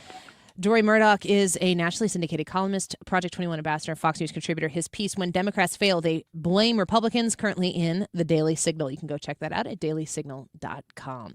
That YouTube live chat poll, Kayleigh McEnany was talking about this in our interview with her in the 12 o'clock hour about how the Mamdani election had a lot to do with people feeling as though they can or cannot afford things. And Republicans are going to have to pay attention to that and certainly, from my perspective, offer a counter solution to, we'd like to fix the affordability problem with socialism. That's a no-go for me. We are asking you on the Annie Fry YouTube channel, are you experiencing affordability anxiety, yes or no? That Christmas shopping has begun, holiday shopping, Thanksgiving dinner shopping. You're probably experiencing it every day. Every time you swipe that debit card, open the wallet to pay some cash. Are you feeling it? Yes or no? Let us know what you think. Let's take a quick break. We're going to speak with Corey Malone in about 12 minutes from right now. Air is outside, is getting colder. Are you in your comfort zone inside? We're going to talk about how to make sure that you keep your comfort zone maintained and avoid those costly repairs. What do you need to do with your furnace right now? We have the expert in, my friend at Air Comfort Service, Corey Malone, in about 12 minutes. We'll be right back. Mark Cox here for the Range St. Louis West. Right now, they're giving away a free basic handgun skills class.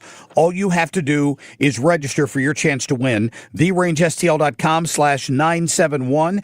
I've taken this class. It's ideal for beginners. They have expert instruction. It's available in a women's only class if that's what you're interested in. The normal cost is $135. You can win the class right now at TheRangeSTL.com/971. Men, need a clinic that accepts all insurance, including Medicare? U.S. Men's Medical Center in St. Peter's does. U.S. Men's helps men experiencing loss of energy, focus, concentration, and low libido. And they accept all insurance, even Medicare, for testosterone replacement therapy. Patients love the staff and the fact that, yes, I'm going to say it again, they accept all insurance, including Medicare. Feel better? Call U.S. Men's Medical Center at 636-244-5333. Attention veterans and active military. Overhead Door Company of St. Louis is doubling their usual veterans discount on all products and services in November.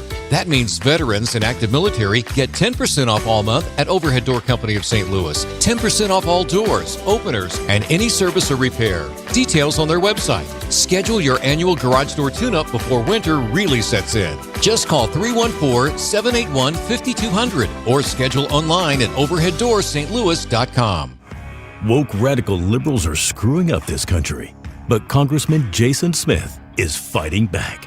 He backed one big, beautiful tax cut for working families, ending Social Security taxes for nearly all seniors, and taxes on tips and overtime gone. So call Congressman Jason Smith at 202-225-4404 and thank him for backing working family tax cuts and putting America first. Paid for by American Prosperity Alliance. Are you nearing retirement and wondering if you're truly prepared? Sue Thomas here. And when it comes to retirement planning, keep in mind Financial and Tax Architects, FTA, has helped families all across St. Louis plan to retire with clarity and confidence. FTA specializes in creating tax-efficient retirement strategies, showing you how and when to claim Social Security, and building an income plan designed to last as long as you do. Now, they have a Retirement Planning 101 class. It is eye-opening. It's 2.5 hours. It's offered on campuses of colleges throughout the area. No cost or obligation, but you're going to learn how to avoid costly mistakes, reduce unnecessary taxes, and make your money work smarter in retirement. Call 314-888-5101 or visit fta-ria.com to reserve your seat today. Space fills quickly, so don't wait. Take that first step toward a more confident retirement. Sponsored by Progressive. We make the claims process easy so you could get back on the road in no time. It's why over 43 million drivers trust Progressive. See for yourself at progressive.com. You're listening to The Annie Fry Show on 97.1 FM Talk, St. Louis Conservative.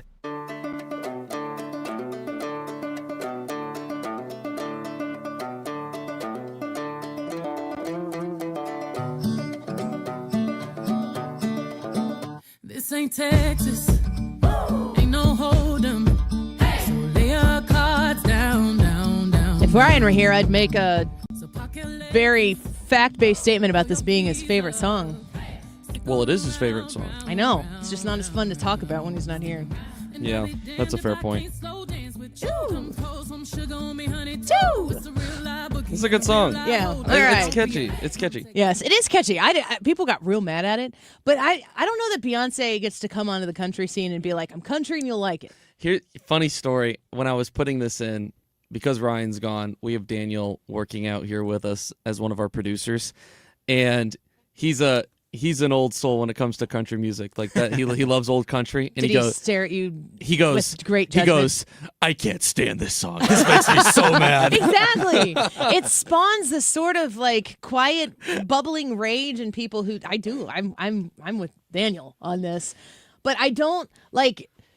The marketing of Beyonce's country album was what was like trying to force people to consider it country. Like if it would have just been released as a Beyonce album, I'd be like, I love this song. And that's what my pushback was. I was like, okay, is it a bad song, or do you not like that it's being characterized as country and got all these awards? You for don't being... need to I don't just make your music. Do what you like to like. If you like to make this kind of music, make the music, and then let us consume it. And then don't like they put the album out, and then they like intensely stared into the music industry and like, how many country awards are you going to give her? And we're like, none. It's not cut. Oh, You excuse can me. even- All of them. You can have them all. You can even say like, hey, this is my I'm going more country with this album.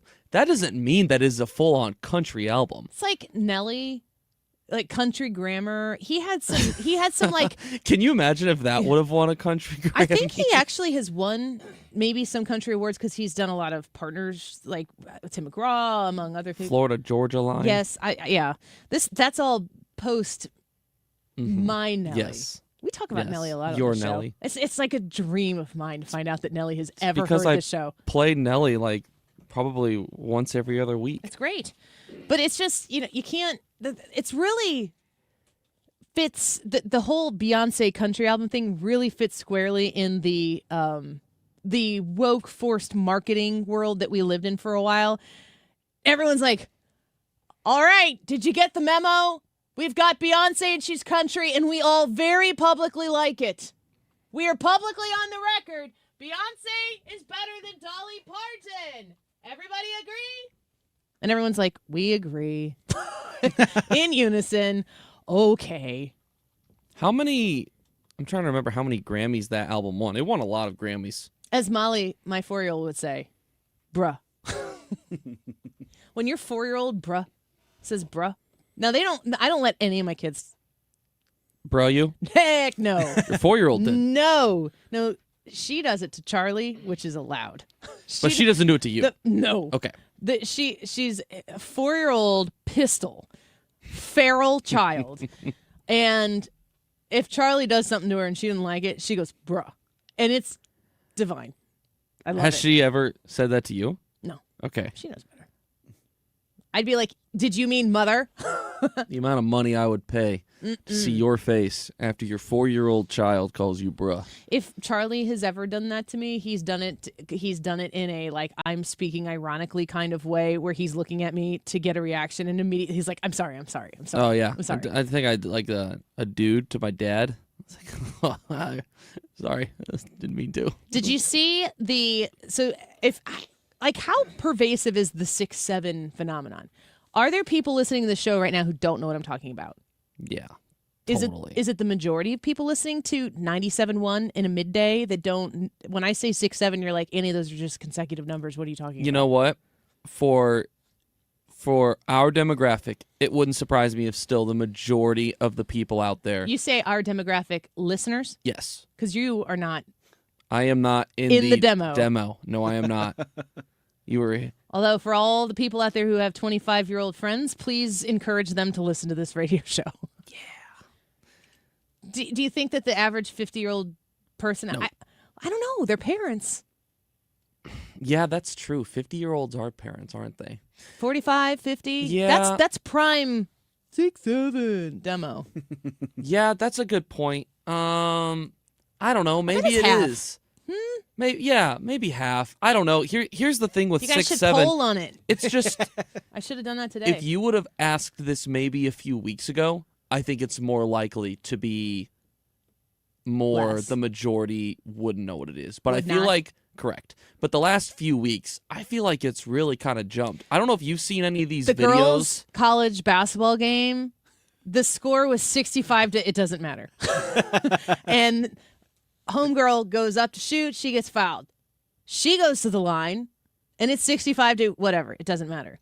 And it was a day game, and the stadium was like 87% grade school kids because they had some sort of These event. schools, almost all of these colleges do education days. Yeah, where my- they play an early game Actually, and the kids get out of school and they I get think to come and watch I the think game. my daughter is at one of those today at SIUE. Yep. Now that it's probably not Yeah, anymore. they've done it. But I They've think, done it for a while. Lindenwood does it. So all these schools do it. Score is 65 to, I don't know, it doesn't matter. She goes to the line, 2 shots, hits the first one, and there is a buzz in the room. All these little kids are like, they're getting so excited. So it's 66 to, I don't care, it doesn't matter. And she goes up for the second free throw. She nails it. And you would have thought that Santa Claus landed on center court for the next jump ball. They start going crazy, and they're like, doing the hand thing up and down. It's just a number. The first. Guys, I've been dealing with this for, is it a year old maybe? 6, 7? Yes. No. Come Yes. It's close. On. A year? We're gonna date the 6-7. It's been going on too long. And I, as a parent, yes, I'm 41 years old, have been suffering from this. I told them at the beginning of this, I go, you don't get to just pick consecutive numbers. December of 2024. My Boom. goodness. I'm almost spot on. It is almost exactly a year old. Almost didn't. You say entirely nail it. if you say 6, 7, I said almost. If you say consecutive numbers, everybody looks at you like it meant something. And it's like, no, they're just numbers. Did you catch when the broadcaster went on the Fox NFL game when Trump was on, got a 6-7 on him? No. Yeah. Did Trump get it? Did he do that? No, he had no. He didn't think about it. I So the guarantee leader you, of the Trump has no idea what 6-7 is. There's no way. I would take that bet. You would? I said earlier in the show I would never ask Will Sharf to do me a favor. I want him to go into the office All right, and say, Willie, we I want Will have a favor. Sharf to go into Mr. President Trump and say, hey, we got 6 or 7 executive orders for you to sign. And I just want to see the look that President Trump gets him, because we'll know by the look if he's tired of the 6-7 thing too. The school, though, that this first went viral with, well, I think it was the University of Evansville, which Like is with- so funny with- because it's with the yes, basketball thing? Yes, because it's such a small school, and after a couple of days, it had close to 2 million views. I'm like, one post just numbers completely changes a program. I'm like, that's kind of cool. But yeah, now all of these schools are posting these 6-7 celebration videos with these kids. Kate says, all over the Annie, country. let's start 8-9. Let's not. Let's just try to put 6-7 down for a slow death, because it would be slow. Flatlander said on YouTube, my 6-year-old wife babysits someone who says 6-7 all the time. My wife asked me what it means. I told her I have no idea. They're just numbers. There's no meaning. There's no meaning. No. It's just 6-7. Let's talk to Corey Malone in about 6 or 7 minutes. Half of that. You're Half. better than that. We'll be right back. So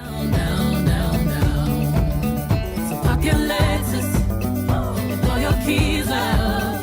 Stick around, round, round, round, round. And I'll be damned if I can't slow dance with you. Come pour some sugar on me, honey, too. It's a real live boogie and a real live hold down. Don't be a come take it to the floor. I'll be damned if I cannot dance with you. Come pour some liquor on me, honey. Well, the Retirement Advisory Group, 314-993-9494. That's 314-993-9494. You have a phone call to make to schedule a free conversation with Thomas Helbig, with Bob and Tammy Kershaw about your retirement. If you are nearing retirement, you're right there on the doorstep. You are considering maybe retiring. Can I retire earlier than I thought? The market's done really well today or this year. Maybe you're thinking, gosh, I got to really get things in line so that I have that very specific plan. And you know when retirement is going to be yours to enjoy. That's what happens when you call 314-993-9494. The Retirement Advisory Group is going to explain to you how they can set up for you a retirement you can count on. They can help you understand how much income you're going to have in retirement, as well as how long that money is going to last you. Call and set up your free, zero obligation retirement review at 314-993-9494. Online at retirementkey.com. License number E2014A. Hey, it's good to see you. Lights flickering? Grasser can fix it. Breaker keeps tripping? That's a Grasser job. Outlet not working? Grasser makes it right. Old wiring need a rewire? Grasser rewires with care. From little fixes to major fixes. Even the tricky ones. We treat your home like our own. Treat? Did you say treat? Green is always Grasser at GrasserHomeServices.com. The ACA Market Plan has just announced significant increases on their monthly premiums for 2026, with deductibles over $10,000. You can enroll with Greg Hammond's Freedom of Choice plans now. You don't have to wait.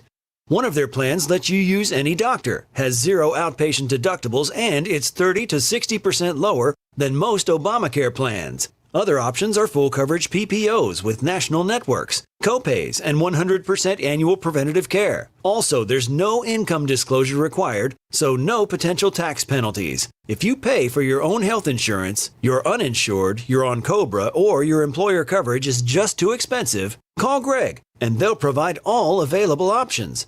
Call 314-794-7784. That's 314-794-7784. Or go to greghammonds.com. That's greghammonds.com. He can custom design a plan managed and chosen by you, not the government. Do you have $10,000 or more in credit card debt? Are you barely getting by making minimum payments? With credit card debt reaching all-time highs, National Debt Relief is letting everyone know about great debt relief options now available to help people with overwhelming credit card debt. These options may reduce a large portion of your credit card debt. Get a free debt relief consultation when you call 800-548-4040. 800-548-4040. That's 800-548-4040. Today's YouTube live chat poll. Are you experiencing affordability anxiety? Jump on Annie's YouTube page. We've got two options for you, yes or no. Tell us why. Leave us a comment. We might read that on air. Also, I teased a little bit earlier that we will be giving away Guns N' Hoses tickets. I think we're going to do that in the 2 o'clock hour. That's chance to win 2 tickets to Guns N' Hoses, which will be on November 26th this year at Enterprise Center. So keep listening for your chance to win. The time is 1:35. This time check is sponsored by Jerry Kelly Heating, Air Conditioning, Electrical, and Plumbing. It's time for a $98 furnace tune-up. From Troy, Missouri to Troy, Illinois. 97.1 FM Talk, St. Louis Conservative.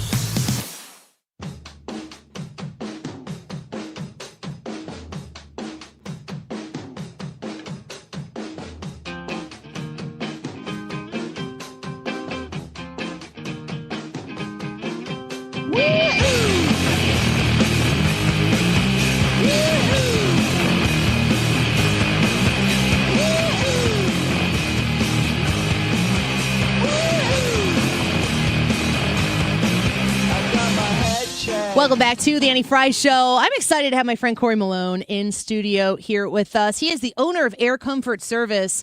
And Corey, good to have you back in the studio. Thank you for having me. You bet. I'm thinking about a couple of Christmases ago.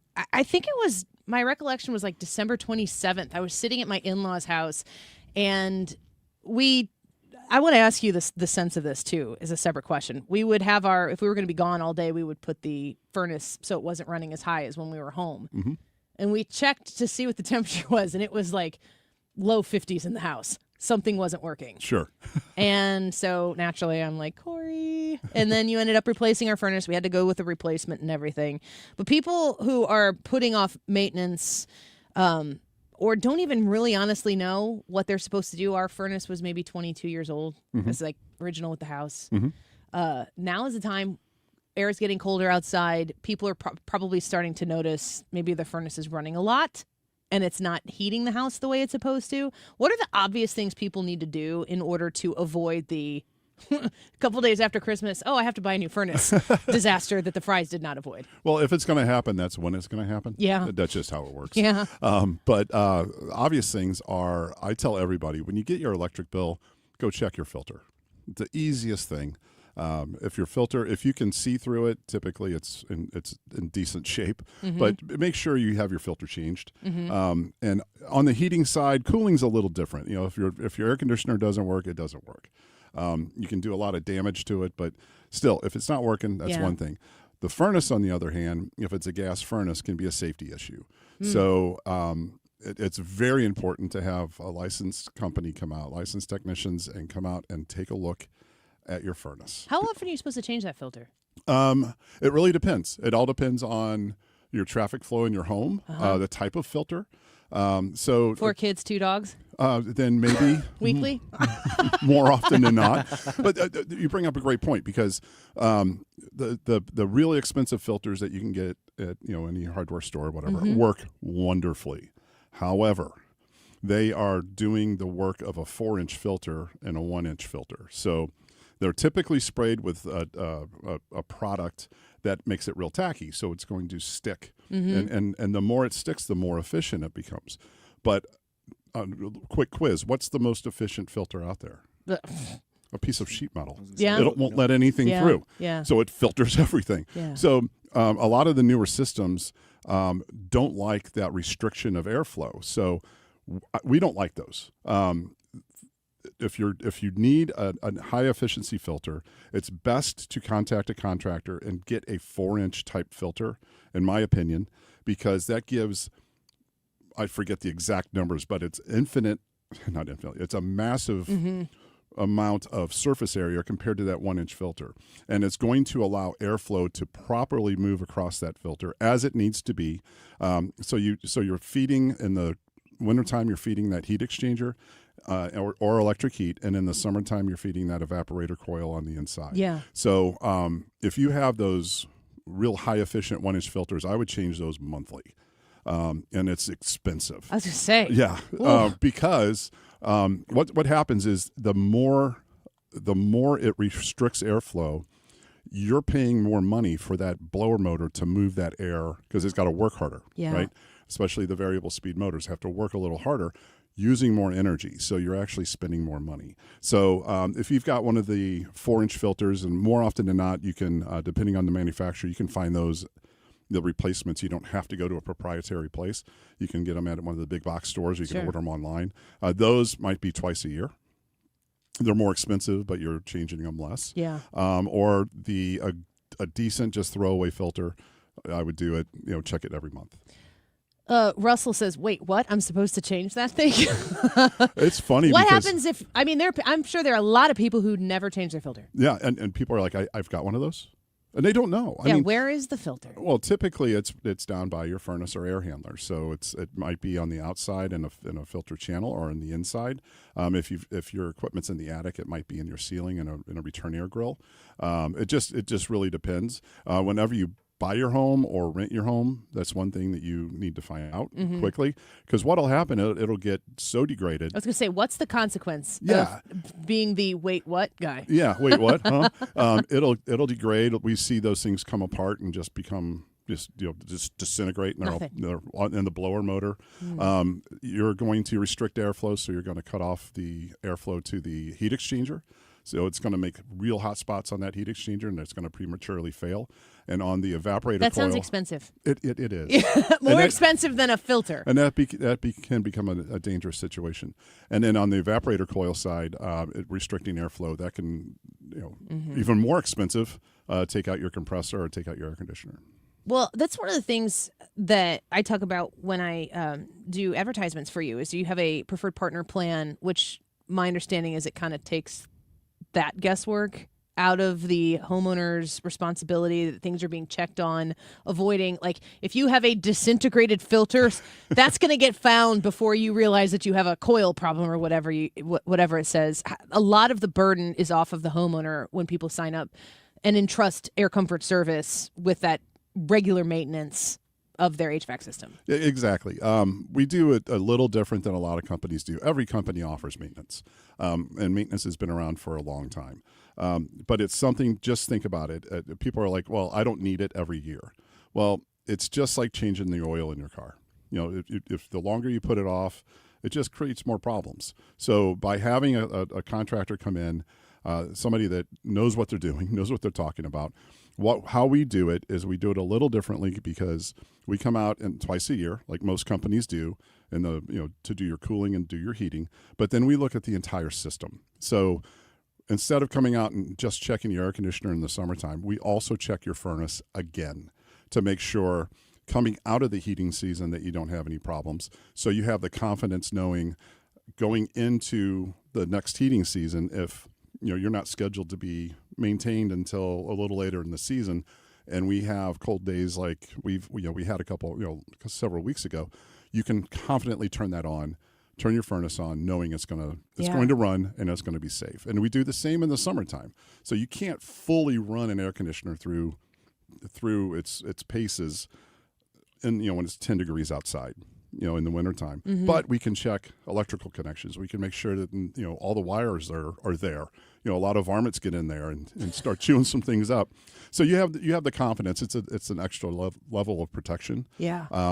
And it's something that is really important. And if you've got rental properties and you've got other, larger scale areas, we do a lot of commercial work as well. And on the commercial side, we design maintenance programs to specifically fit those needs, because the places are different. If you've got a lot of places down by it and there's a lot of construction going on, a lot of road construction, that stuff is all in the air. Ick. And your outdoor coils get filled up. They just start having a lot of problems. It can get inside if you're doing a lot of drywall work inside. The filters need to be changed more often. So if you do have rental properties, we can set up programs so your equipment's being that's an looked at. investment. Yeah. That's something you're going to pay yourself back to have that type of maintenance and care for if you're managing multiple properties. We were talking a little bit off air beforehand, but if you're taking care of mom and dad, maybe mom is widowed and there's nobody looking after this stuff in the house. It's your job to do it, and you don't have time to do that.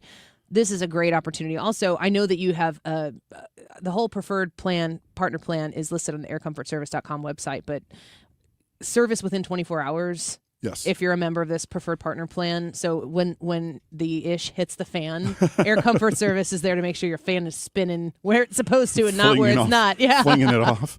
Well, and a wonderful thing that we're starting up is we're having a preferred partner hotline that only preferred partner plan members That's great. have this phone number that is a direct line to our dispatch department. So we can get you taken care of and get you in the front of the line.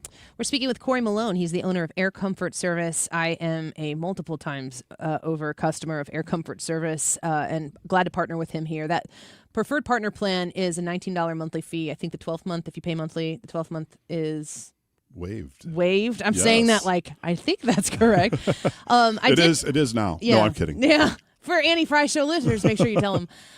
The one thing else that I did want to talk to you about here while we have you in here in November, the work that Air Comfort Service does in partnering with the community is so important. You guys have 55 plus years of being a family-owned and operated business and working, helping service the HVAC systems of the community, but you are very integrated into the community with your efforts to honor veterans through the Greater St. Louis Honor Flight, but also a lot of charity drives, those types of things. Talk to me a little bit about what Air Comfort Service is focusing on here in November and how maybe other people listening can get involved. Well, Kendra and I really wanted to focus several years ago, and 97.1 got us in touch with the folks at Honor Flight, and it's been an incredible opportunity for us to help get the word out.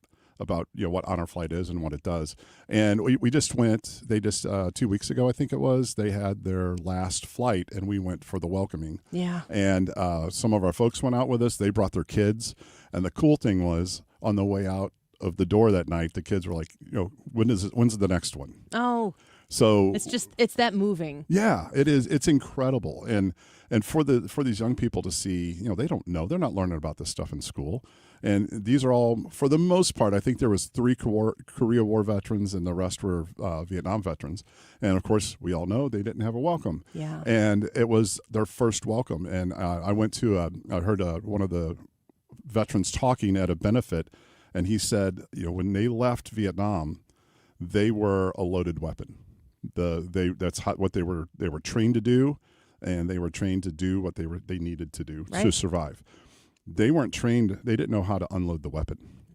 And this veteran said after his honor flight, he was able to unload the weapon. Oh my gosh. 50 years later. Ugh. That's just insane. So yeah. So we do a lot of work with honor flight. What we try to do is we've got a big footprint. Air Comfort does, and we can't do everything. So we try to do a few things really well. That's the right way to do it. Yeah, and then at every company meeting we have, I preach to everyone, and sometimes I look at the people looking back at me, a lot of eye rolls, but it's hey, you need to get involved in your community. We will help you. It's where you live. It's where your kids go to school. It's where you go to church. It's the people that and what needs to be done. So if your little community has a special need, we're going to help support you, but hopefully empower them to get their family involved so they understand what it's like to do to give. That is the American way. It is. To I know not to bring politics into this, but just the understanding that there are needs that people have in communities. There are problems that need to be solved. The question is, where do you go to solve them? Within the community. Yes. With the local businesses like Air Comfort Service or the churches like you were talking about. Like being able to identify somebody's hungry and they need a meal and not having to go through 800 loops in order to get a meal or a canned good in their pantry. That is I'm so glad to hear Air Comfort Service is doing that, but you're encouraging and kind of making pressure on the people who you're associated with to see those needs so that you can be a blessing. Well, and there's another thing too, because mental health is massive, and my family was just devastated a couple of years ago in April when my niece took her life, and you don't recover from that. My sister, my brother-in-law, and their little girl, my youngest niece, not little, she's she's in her 20s, but they'll never recover from that. And so we got involved with NAMI. In AMI, and we have been with them a few years, and we were just blessed with an award from them as a corporate sponsor. So we've narrowed it down to Honor Flight, NAMI. There's a pet center out in Jefferson County that Open Door Animal Sanctuary. A friend of mine got us involved on a repair out there, and it kind of turned into, wow, this is a really cool non-kill shelter. They've got a new facility going in down there. So we go down, we volunteer. If we don't have a lot going on in the office, we might set up with them or, hey, what do you need done? Yeah. We'll go down and cut grass and just do some show stuff. up. Yeah, do some stuff for them and try to support them. And then also there's a team food pantry in Florissant, a very small food pantry. And we wanted to do something. We're up in North County, and we've been up in Hazelwood for 56 years. And team food pantries ran by these just sweet old ladies that are incredible, and anything we can help them with, it is so appreciated, and it goes to the people that we see every day at the stores and everything, and it's massive, and it's just a little food pantry. Yeah. And those are everywhere. And those you want to talk about people knowing where the need is. Those little food pantries, they know the names of the needs. They know exactly what they're doing. They see them every week. And we just had a young lady that works with us. Her church, it was on the news. They got broken into 3 days in a row. And they apparently they broke out one window, took a little bit of food. They boarded it up. The next day, they broke out the next window, took a little more food. Third day, they blew out the front door, and took everything, all their freezer food. I remember hearing that. Yeah, and so she said, "Hey, is there anything we can do?" We did a little food drive through our comfort, and were able to help them. And then we found out that the entire St. Louis area helped them, and they were able to feed, I think she said 126 families or something like that, from zero to that in a week. Yeah. Is amazing. But the problem is that happens around the holidays. This isn't just a holiday issue. This is something that's year round. So, if you're looking to support, anytime you can is wonderful. But think about the off seasons, and that's when the support is still there. Yeah. I mean, the need is still there. So. Yeah. Mr. Rogers said, look for the helpers. And, I think that it's really empowering to see people who are helping when the spotlight isn't on them, and when you're able to connect through the employees that you have into all of the communities where they come from, and to be able to encourage them to see those needs, then they become helpers, and helpers inspire other people to be helpers. Sure. And you being a coach, that's the thing when I was coaching, and I do a lot of Coach Gino with UConn. Mm-hmm. I've started following him, and some of the big names. It's like, I don't look at what you do on the court. I look at what you do off the court. Yeah. When nobody's watching you, what do you do? That's your character. That is how you were built. So, I tell my kids, hey, when spotlight or the eyeballs are on you, you need to do what you need to do, but you should be doing it at least that well, if not better, when nobody's watching. How long have you been coaching? My coaching was cut short with COVID, and it really bummed me out. So I coached my son 5 years old until about and what 12. what year would that have started? That would have been ish. Probably 09. Yeah. Something like that. And it was great because, work is stressful, and coaching Zach in baseball, I wasn't a soccer coach. I was a wrangler. We had very talented soccer coaches. I knew nothing about soccer, but I could get the water to them and keep them in line on the sidelines. Basketball, but baseball is my passion. And Zach loved baseball, and it was so much fun. But it was also, I realized early on that I could step on that baseball field and never think about anything else except those young boys. Lock in. And having the time of my life and trying to make it as fun for them. And it was a release for me, and I looked forward to it. And then when I couldn't coach him anymore and I had to be in the stands, and because he get a little squirmy. Yeah, he got past what I could help him with, and he just advanced past that. And, I'm not the type that's going to say, hey, I've got to be your coach. I was like, no, I want you to do the best you can, and you need to move on to these organizations. And it took a little while. And I'm not going to lie, his last game, it was still one of those things that, man, I wish I was out there with him. Yeah. But I got to see it all with Kendra from the stands, and it was even better. Yeah. It's a pretty intense thing to coach your own kid, but also I've coached teams that I have kids on, and I've coached teams that I don't. My husband's he would coach basketball and baseball for Charlie, and I coach volleyball. But it's an experience that I can't compare it to anything else. When you're really, I like the middle school age personally, a little bit younger than that, and I'm a little stressed out about it. And older than that, I've only coached high school volleyball 1 year, and it was like a club team. But that middle school age, they're still impressionable, but you can kind of start to see, like, this is where this person's talents are moving. And if they listen, you really get to, like you're saying, the character conversation that comes from the UConn coach and stuff, like, you get to help them learn how to be good people. Exactly. And it materializes and manifests in whatever sport they're, court, field, whatever it might be. But the principles that go into being a good teammate, those are life skills if you're coaching them correctly. They are. And I was coaching him on the rec side.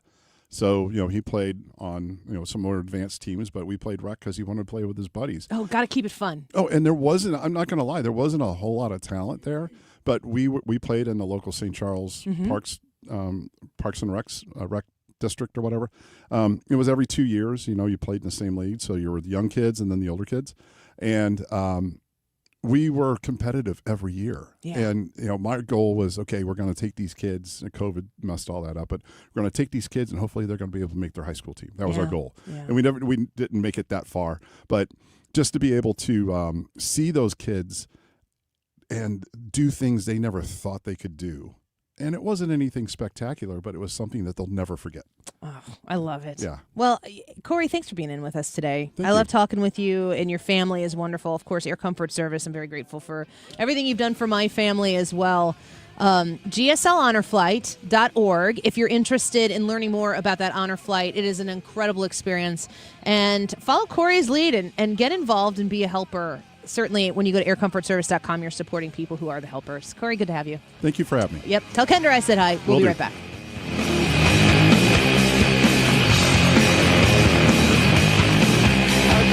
If you suffer from burning, tingling, or numb feet, pay special attention as we discuss neuropathy with Dr. Patton, D.C. Doctor, what is neuropathy? Peripheral neuropathy is nerve damage to the feet and legs. What are the symptoms? The symptoms are numbness, burning, tingling, pain, and loss of balance. Is neuropathy treatable? It's absolutely treatable, and we have amazing results. If you have burning, tingling, numbness, coldness in your feet or hands or balance issues, call us at Comprehensive Integrated Health today for a nerve damage screening. The screening will tell if you're at risk for serious complications and if you're a candidate for our cutting-edge treatment program. Don't wait until your symptoms are so severe nothing can be done. End-stage neuropathy leaves people confined to walkers, wheelchairs, and even amputations. The first 10 callers will receive a free nerve damage screening. Call 636-538-5188. That's 636-538-5188 for your free nerve damage screening. 5188. Do you have 3 ex-wives and your current trophy wife wants a life insurance policy 3 times the size of the policies you had to purchase for your previous mistakes?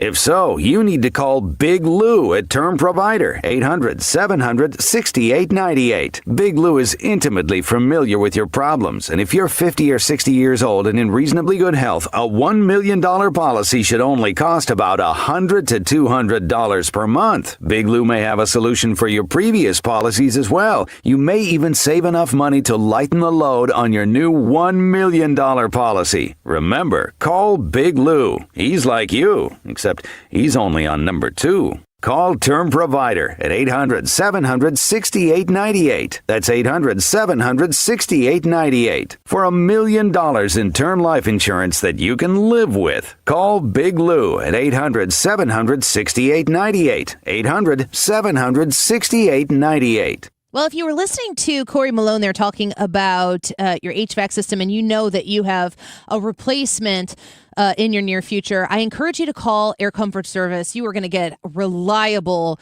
service done right the first time when you call 314-513-0091. But there are some opportunities right now if you are in the market for a new HVAC system, furnace, whatever it might be. For a limited time, Carrier Cool Cash rebates are back at Air Comfort Service up to $2,100 in Carrier Cool Cash on qualifying HVAC equipment. You can also qualify for 0% financing up to 72 months and tax credits, which means that new Comfort Zone furnace that you have been looking for is probably way more in reach financially than you might have initially thought it was going to be.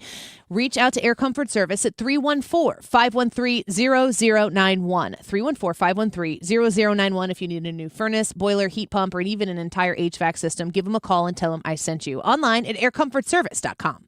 KFTK FM Florissant from the Kaufman Townsley St. Louis's Injury Lawyers Studio. Call 314-500-5000. That's 314-500-5000. All on the free Odyssey app. Pushback in North Carolina. I'm Lisa Brady, Fox News. As an immigration enforcement operation continues in Charlotte, Governor Josh Stein posting a video. We've seen masked, heavily armed agents in paramilitary garb driving unmarked cars, targeting American citizens based on their skin color, racially profiling and picking up random people in parking lots and off of our sidewalks. The Democrat also accusing Border Protection agents of entering churches and stores. Federal officials have denied racial profiling. Acting ICE Director Todd Lyons just telling Fox. CBP and ICE are out there doing a dual law enforcement mission. And the thing is that people just aren't understanding that because they're so opposed politically. and you should never politicize law enforcement. And that's what they're doing. A Homeland Security official confirming at least 275 arrests so far in Charlotte. Indiana's governor sending 300 National Guard troops to assist an ongoing crime crackdown in D.C. at the request, he says, of the D.C. National Guard.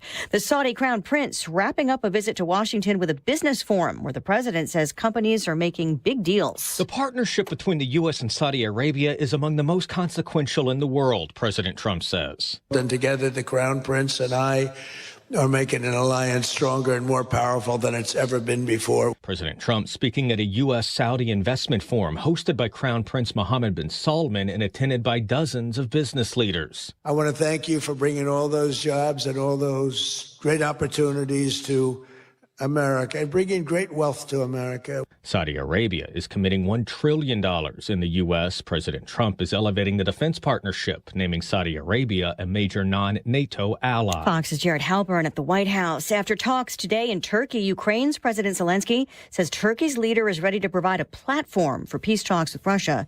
Zelensky meets tomorrow with top Pentagon officials in Ukraine. America is listening to Fox News.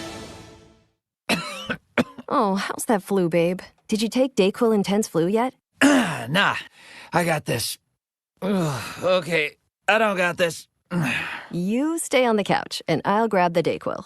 Undo your flu symptoms with DayQuil Intense Flu. DayQuil Intense Flu provides powerful relief of your flu symptoms. I'm ready for that to-do list. Wow, you do got this. DayQuil Intense Flu. The daytime coughing, aching, fever, under your flu, medicine. Use as directed, keep out of reach of children.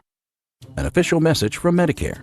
Medicare plans change from one year to the next. And this year, it's important for you to review your current coverage and compare all your options during Medicare open enrollment.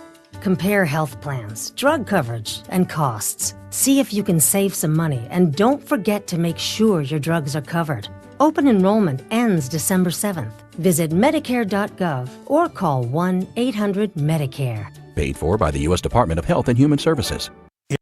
Service, heating, cooling, and insulation. Weather. Our weather is quiet this afternoon, partly to mostly cloudy skies, 60, and we're quiet this evening. Lots of clouds, but there'll be some showers moving in after midnight, 50. Then we go into a wet stretch, slow-moving storm system. Thursday, periods of rain, some thunderstorms, 65. Thursday night, periods of rain, 53. And Friday, periods of rain, 59. This is 97.1 FM Talk. Chief Meteorologist Deroy Murdock. The Annie Fry Show is sponsored by Air Comfort Service Heating, Cooling, and Insulation. Air Comfort Service is hiring licensed journeymen. Don't have a journeyman license? Air Comfort Service will help you get it. Get guaranteed hours year-round and more. Apply online at aircomfortservice.com. Annie Fry, Ryan Wiggins, Brad Ring. That's us. That's right. Gotta love this American ride. What do you want from me? I'm not America's sweetheart. For goodness sake, kid. Keep your voice down. Your father's listening to the radio. I'm not America's sweetheart. This is the Annie Fry Show on 97.1 FM Talk. Well, you know, Ryan Wiggins is out today, and it's only appropriate because today is a very important day on the Annie Fry Show. You guys know what today is, what we're acknowledging? Let's see. What is today? November 19th. It is the day that Ryan Wiggins got his groove back, brought on to the Annie Fry Show. No, it's International Men's Day. Oh, you're right. That's so much more important. Why do you take today off? I don't know. Maybe it's a sign. He's trying to avoid. Is he on a trip with his kid? I don't know. He didn't tell me. The soccer tournament, isn't it? This is the soccer tournament. I don't know. It's I either kind of this want to call him week. live. Right.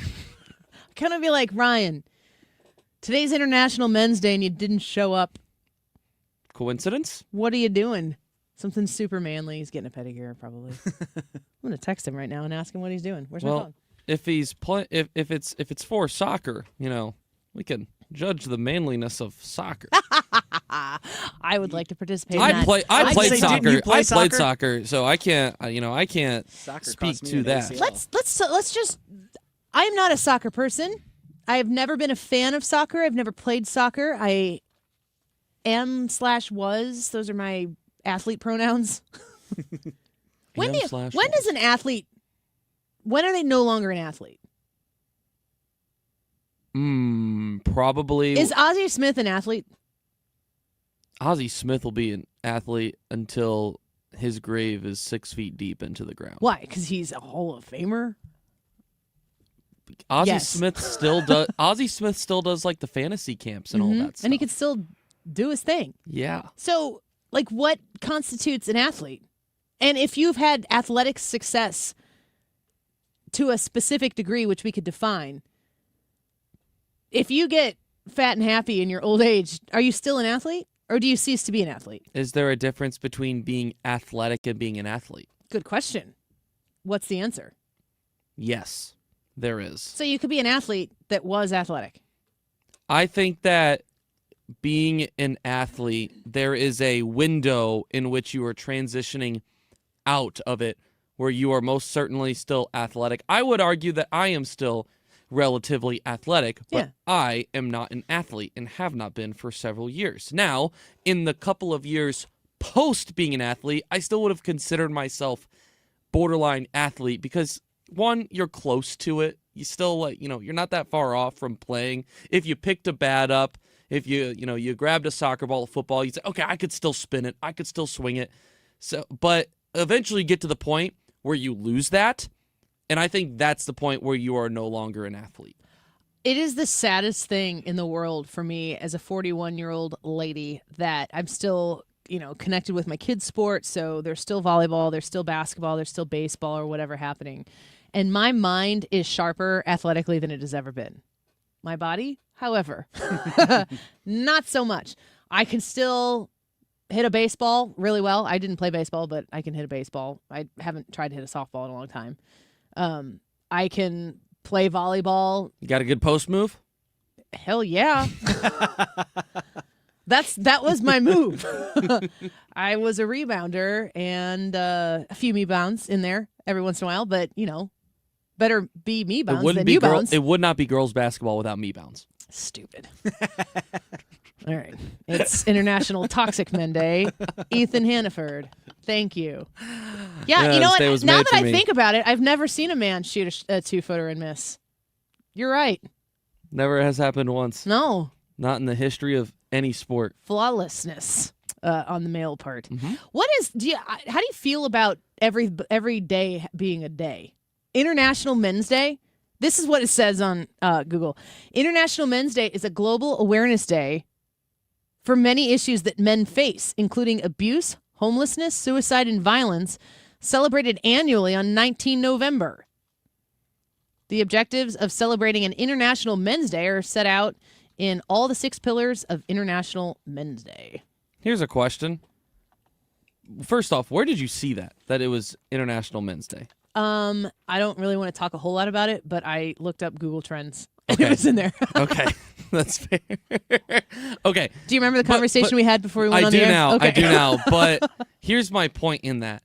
Back on International Women's Day, on Sunday, or no, when was that? Year. It was March 8th. March 8th. Remember how much you guys celebrated me that day?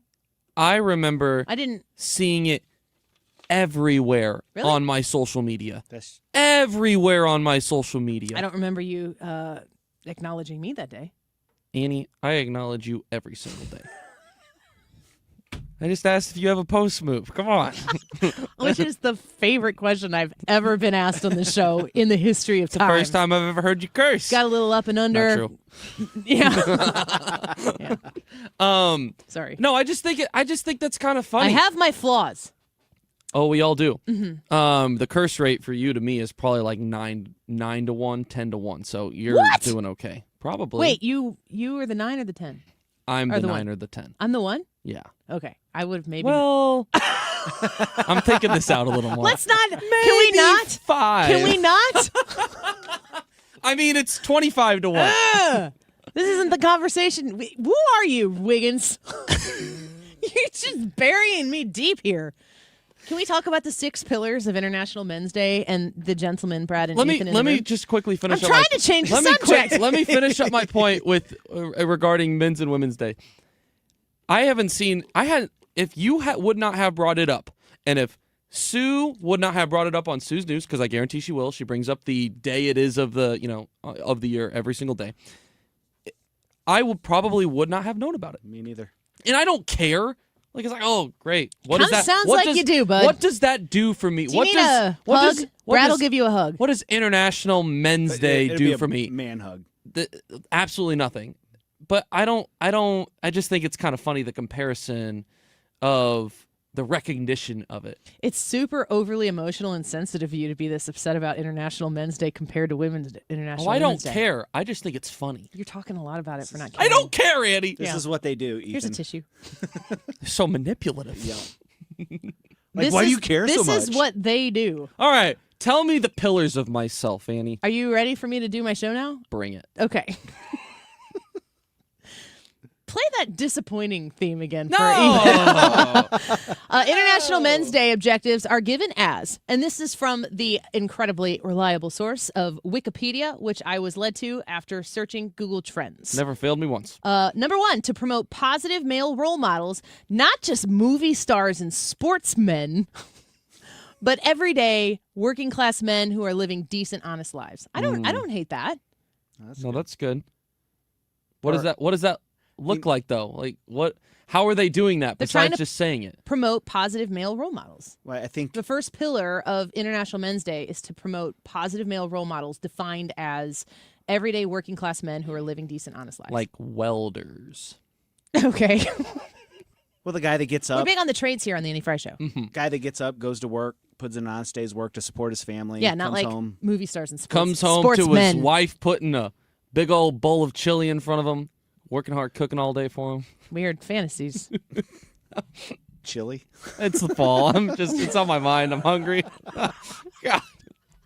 Number 2, are we ready? Or I'm on. Back I'm to the on chili. It. Yep. No. Have you had Jared's chili? No. He's made good chili? He makes the best chili. What the heck? There's no better chili. Why has it not been brought in? Because I am mad at you. Really? Yeah, because how recently were you mad at me, though? It was like 5 minutes. Yeah, okay. All right, well.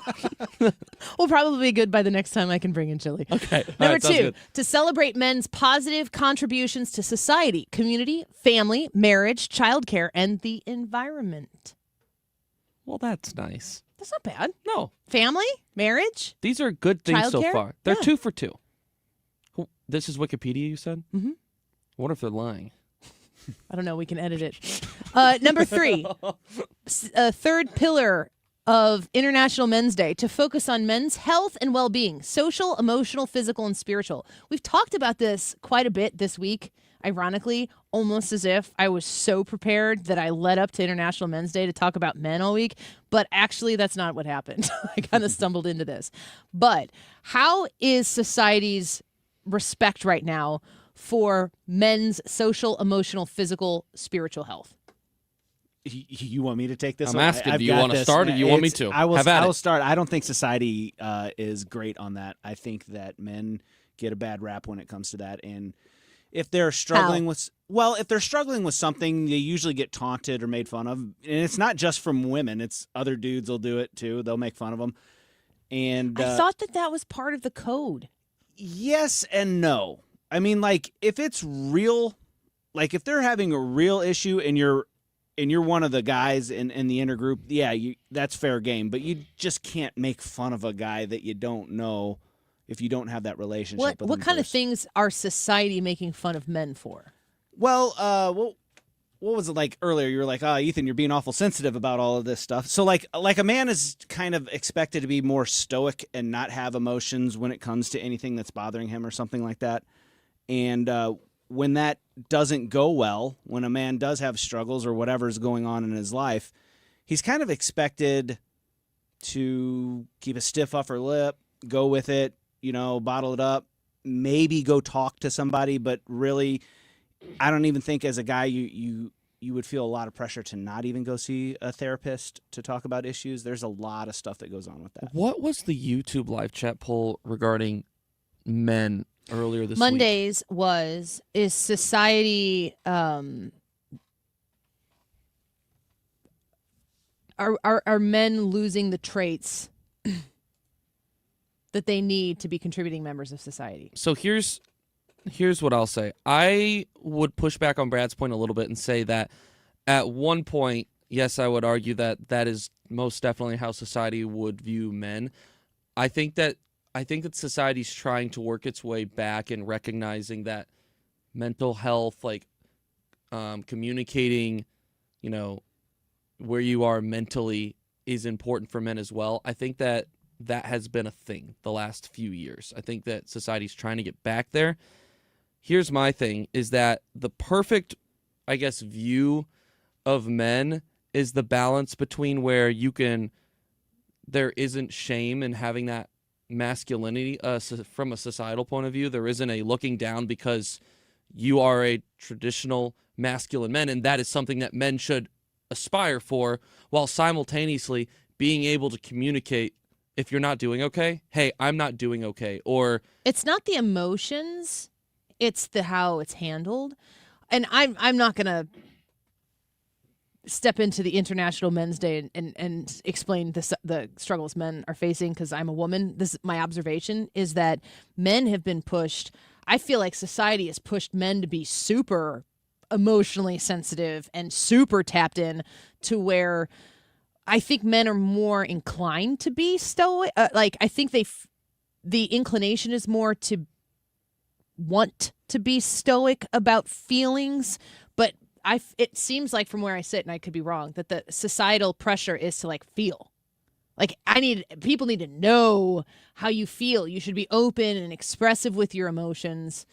And I would argue that I don't know if that's some people would say that would be a lessening of masculinity. I think like you said, it's the way in which it is done. There is a way to do it in which I think that you can, I don't even know what the best way to put it would be, but there's a way that you can do it in which it's, the masculine way to do it, for lack of better words. Push back too that society says a lot of things that it doesn't mean.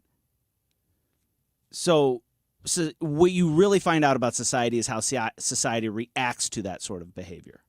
So they say, oh no, you got to be in touch with your emotions and all of this other stuff, until they do it. And then it's like, don't do that. What do you're saying they and it? Be specific. Society.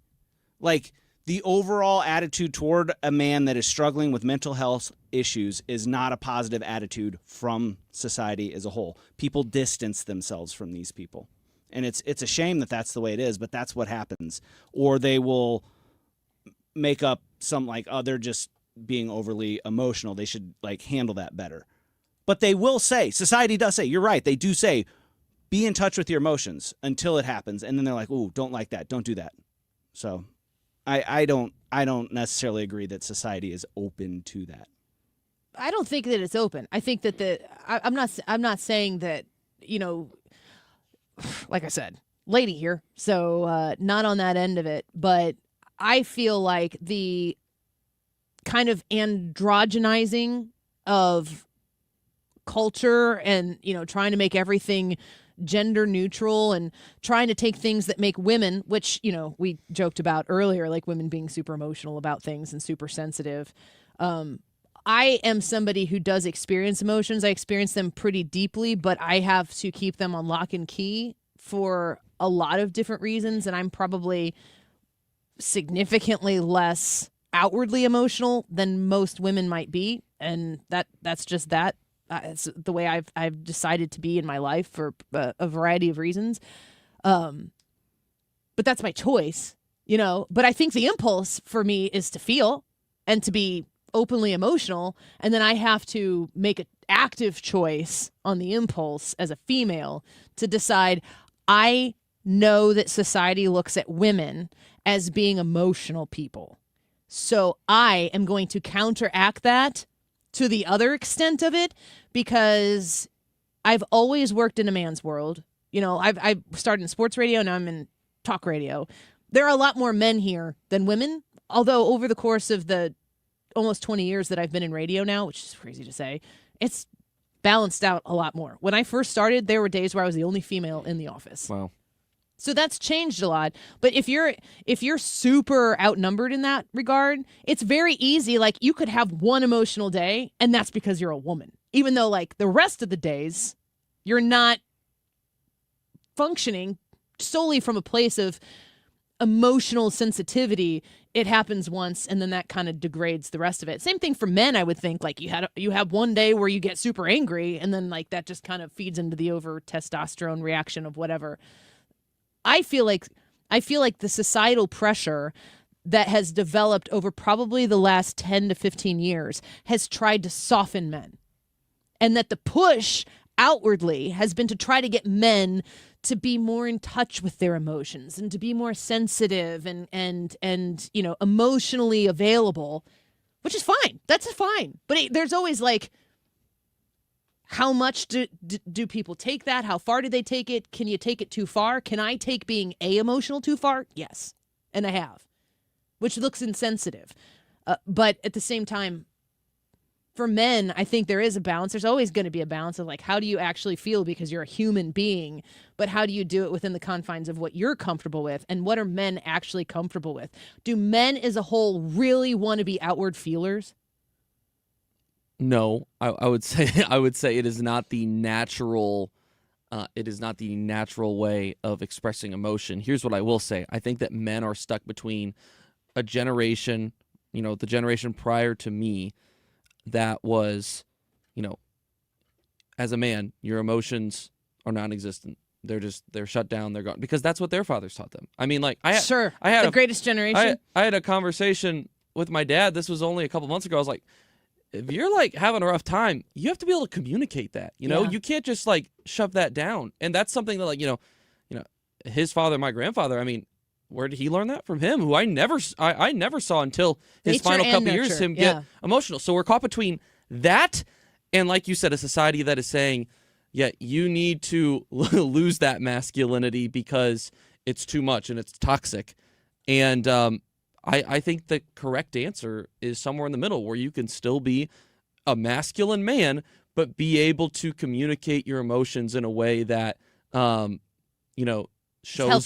is healthy, shows leadership within your own home, but doesn't just blindly ignore any sort of mental battles that you're going through. Brad, do you have any thoughts on that? Yeah, I would add to it. I think, too, the natural inclination of a man is to not push the emotions out to the forefront. That's where what you're saying with society trying to pull it out. But even if you're not that person, sometimes whatever's going on inside of you will like bubble to the surface. And like for me, one of the things that I would rather do is work through it myself. I don't need to necessarily share it with anybody. But I would rather work through whatever it is that's bothering me, look for a solution, try to identify the problem, that sort of thing. But like you were saying, society is always there saying, hey, you need to be more in touch with your emotions. And everybody wants to know what's wrong. And maybe it's not their business. And so you really want to keep it to yourself. But you got to deal with the constant, like, what's bothering you? What's going on? You used to be this. You used to be that. And it's like, just let me work through it and I'll get through it and then we'll be good to go again. But I don't know. It just seems like society tells you, tell me what's wrong. You tell society, okay, here's what's bothering me. And then society's like, why are you acting like this? And you're like, well, you asked me. So I would rather work through it myself, keep it to myself, work on it, and get through it. Well, let's keep talking about this, if you don't mind. Sports and Local a little bit later in the show. Is that appease you on International Man's Day? It's your show, woman. Okay, don't hit me, man. Again. All right, we'll be right back. Hey,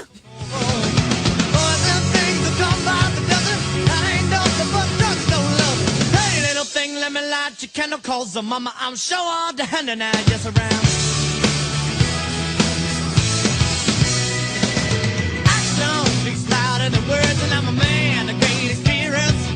I know you got another man, but I can love you better than him. Take my hand, don't be afraid, I'm gonna prove every word I say.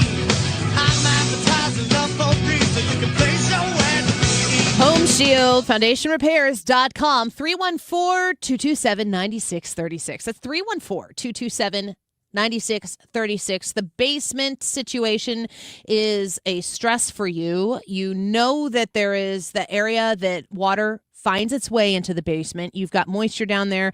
Once you have moisture in your basement, there are other things that can follow. Of course, the foundation can continue to degrade. You could be looking at mold. You could be looking at a lot of issues, maybe even ones that you can't see but are still growing in problem while you're not assessing it. So have Matt Hayes, decades of experience of making foundations just like yours, near brand new. 314-227-9636. He's a local company, family-owned company at Home Shield Foundation Repair, and they're excited to take your call. Just tell him Annie sent you. 314-227-9636. 314-227-9636. For your basement waterproofing needs, Matt Hayes is the phone number to call.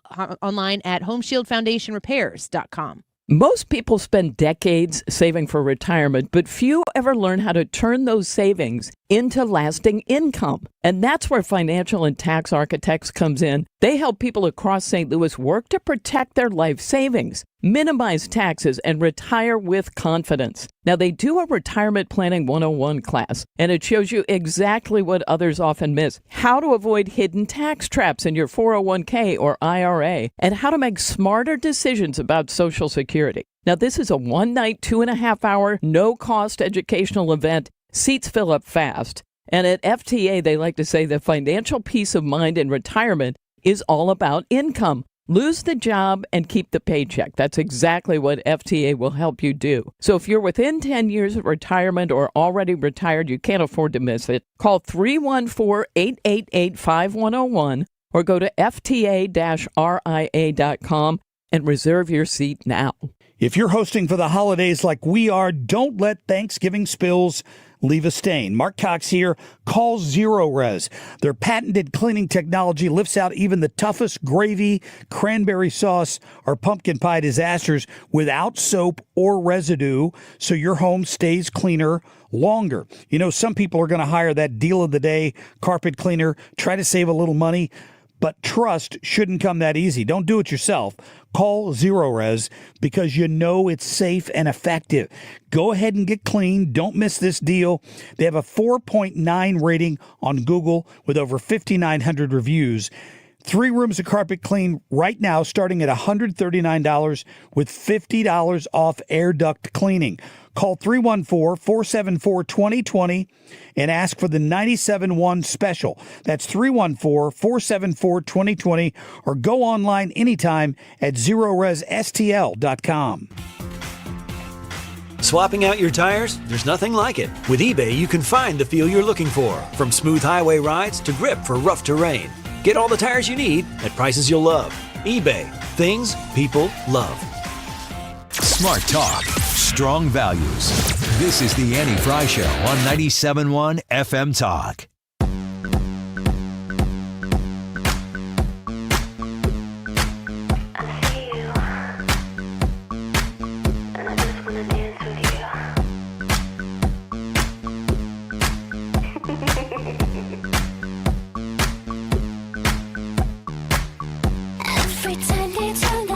Well, speaking of International Men's Day. You know, I was just about to say this one was thrown in there in honor of International Men's Day. I don't understand. Explain it to me. It's because, you know, when this song came out, Britney Spears was really hot. Was. That's why. It's like, was she an athlete or is she an athlete? She was hot and crazy. Now she's just crazy. Oh, man. The crazy doesn't leave.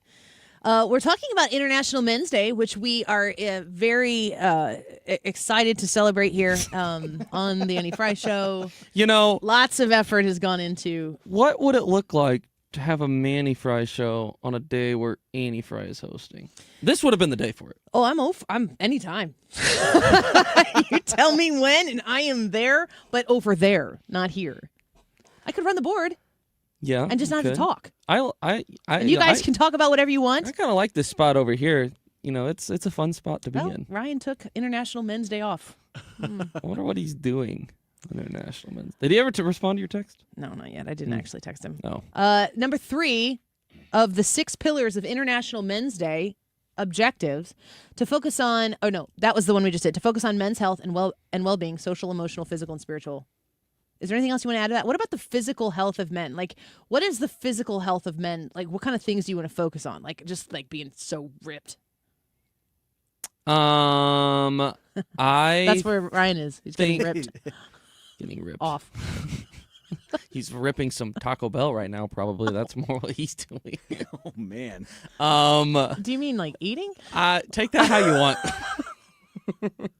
It's a man It's a segment comment about on, men. Of course, it's a we're going to man talk about comment farts. on Men's International Day. Oh, wait a second. There's a seventh pillar.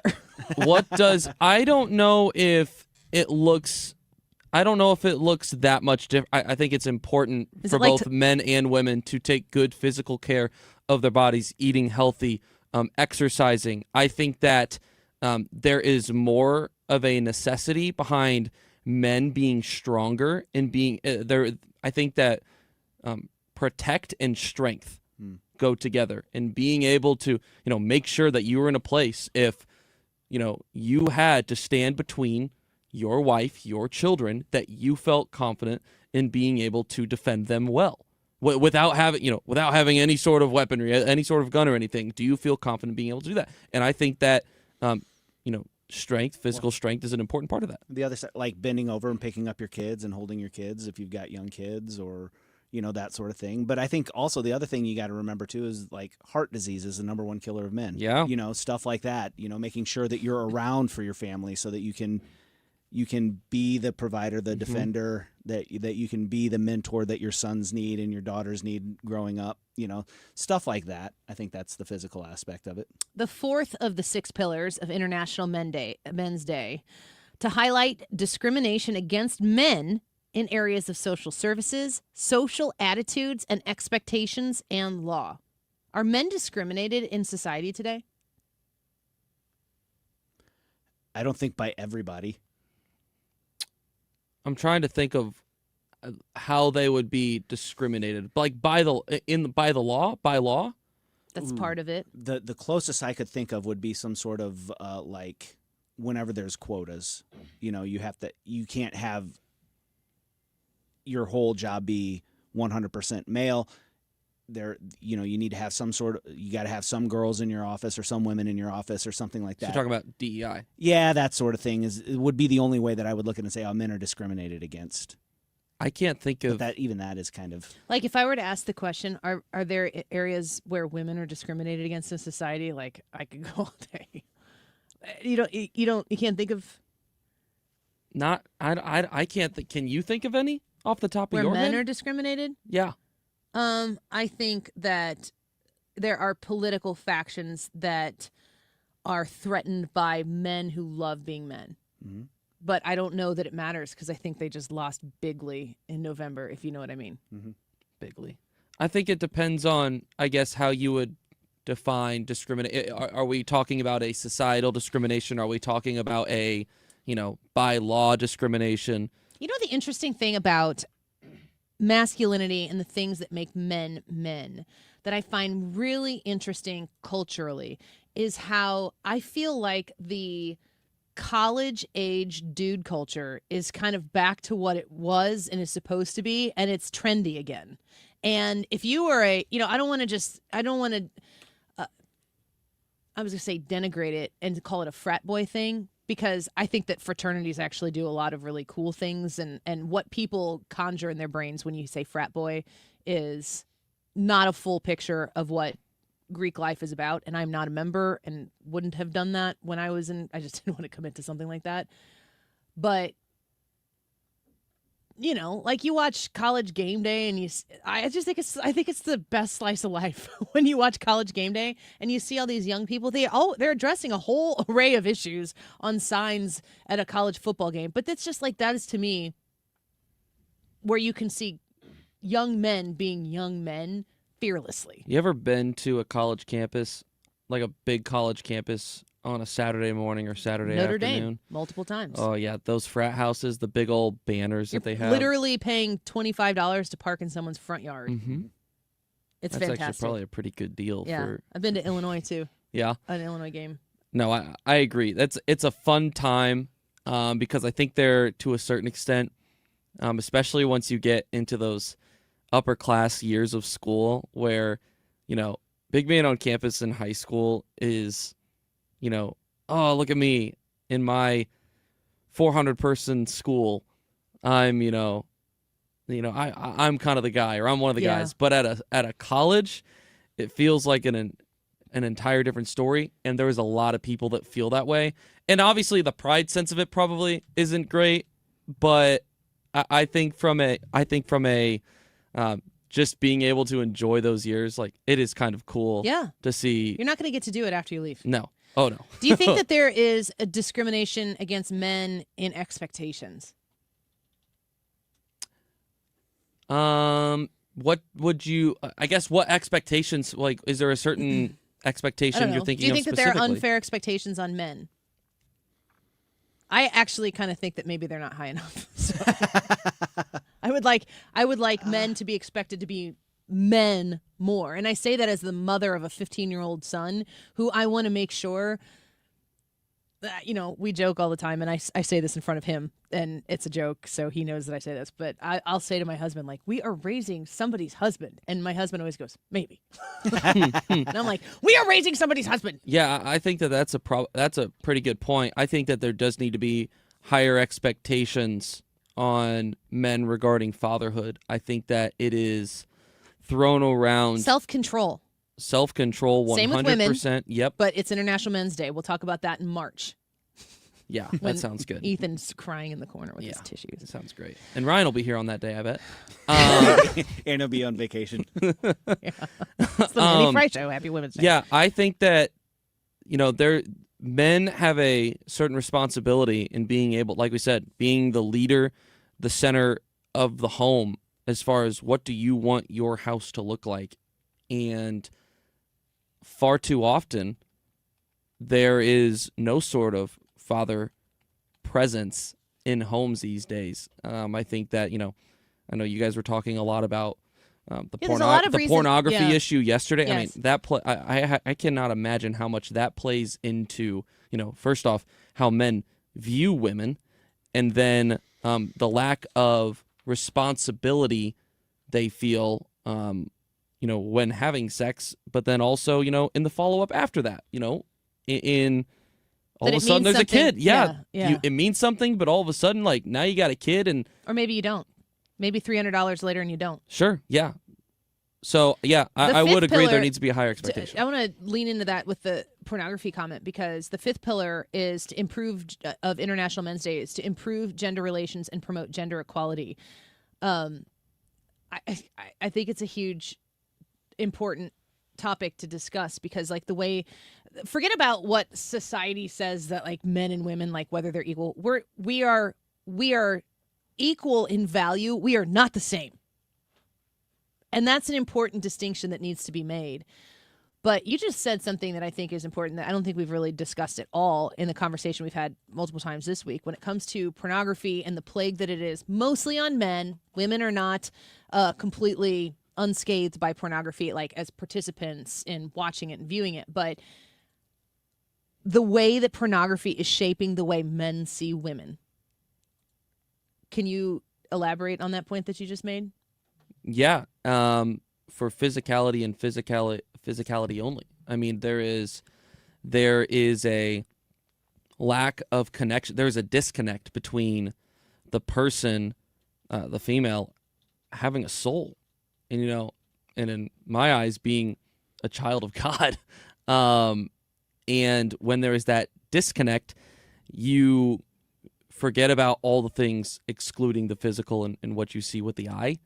And that can be really dangerous, because then all of a sudden it's not just the person being viewed on the screen. Eventually that poison, like, that starts to leak into how you view all women. Yeah. That's so important. The last one is to create a safer, better world where people can be safe and grow to reach their full potential. That's like a nice way to wrap it up. Yeah. It was like someone That's said, nice. we need 6 pillars, and they came up with 5, and they're like, gosh, I don't know about that last one. International Men's Day. Happy IMD. Feels pretty good. Feels pretty good to be celebrated. It's the first time societally, is that a word? It is when you say it that slow. Yeah. It's the first time that I feel celebrated as a man in my life. I hope that this helps your social and emotional and maybe even spiritual health. I am having this sudden urge to never talk about my emotions again, so it's doing its job. All right. I think you and Brad are going to have to fight about that. I'm not 100% sure, Brad, if you want to talk about emotions more or less. Less. But I think in International Men's Day, you should just be able to handle it however you want. That's kind of like what feminism was supposed to be, like that women just get to decide for themselves. Maybe men can do that. How's that too. working? Oh, I'm good. We'll take a quick break. The YouTube live chat poll. We need to know what you think. Are you experiencing affordability anxiety? Yes or no? We'll be right back.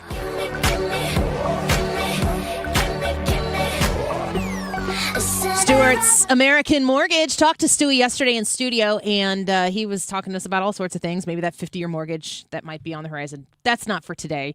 The bagel loan is for today, though. And as we were discussing with him, the possibility of getting a mortgage refinance with a bagel loan, $0 in closing costs if you go that route to refinance your mortgage. Maybe take a little cash out, knock off that high interest credit card debt or those loans that you're trying to get rid of with a closing cost free mortgage refinance on your home. You can take the equity out of your house and make that work for you.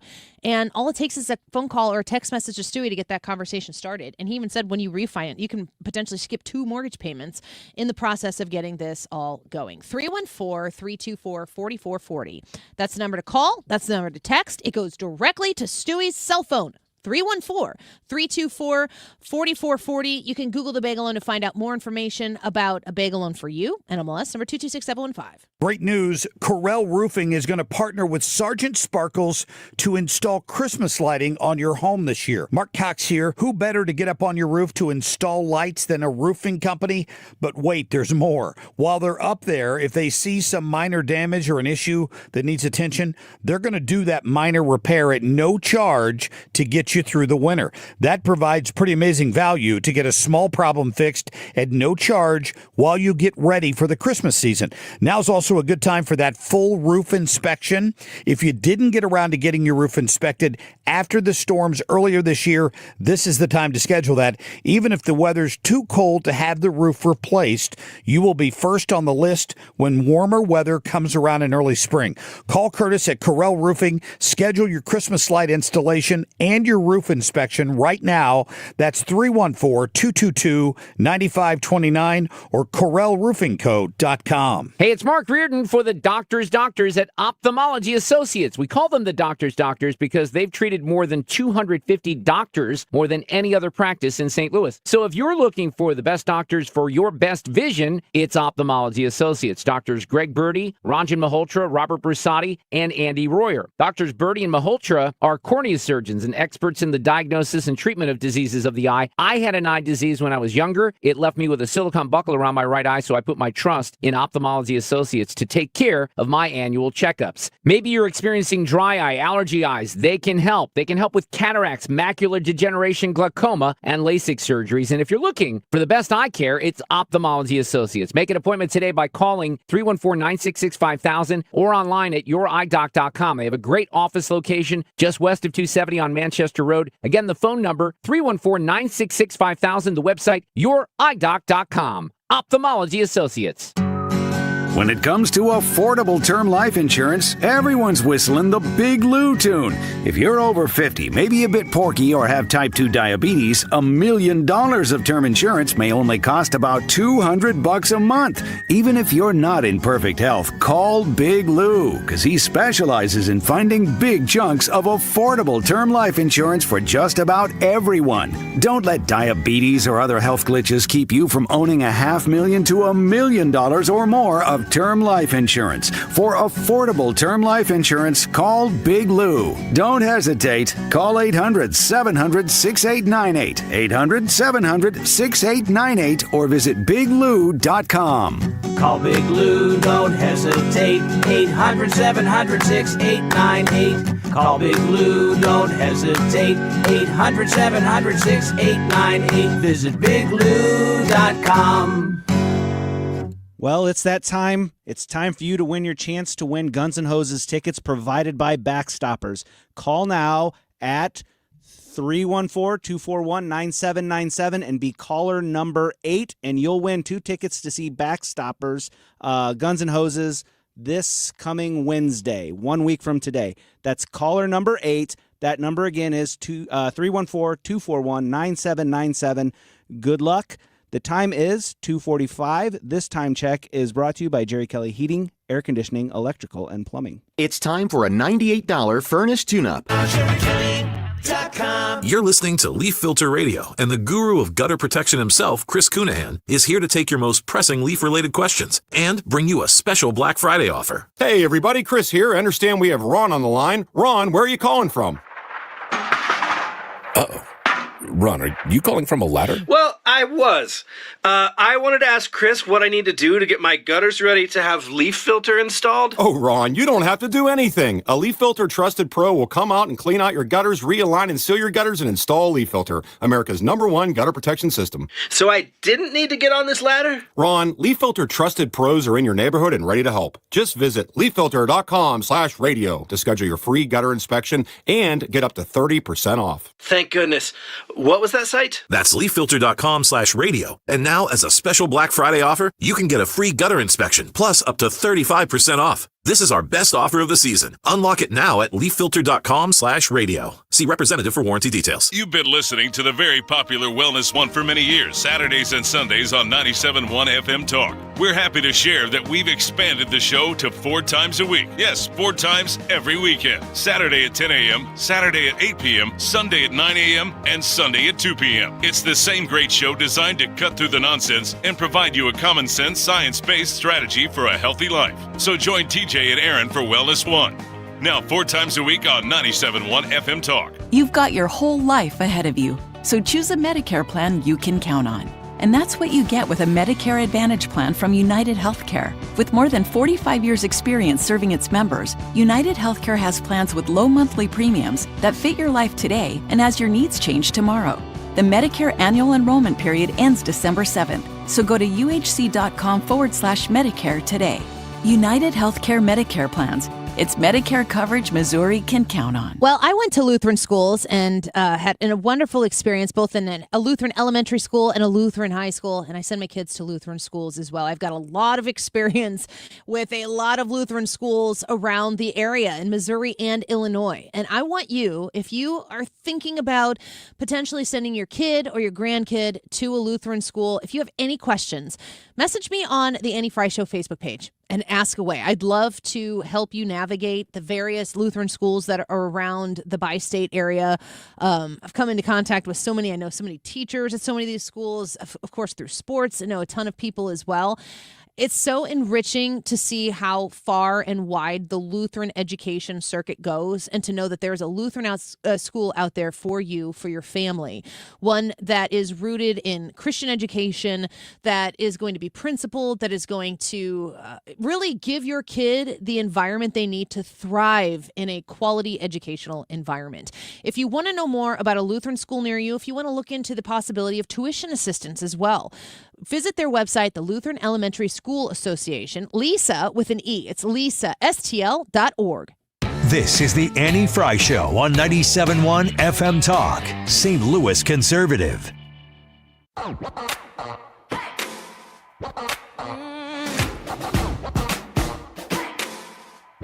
Yeah, we are the colors outside of the lines, and we paint a picture so one of a kind.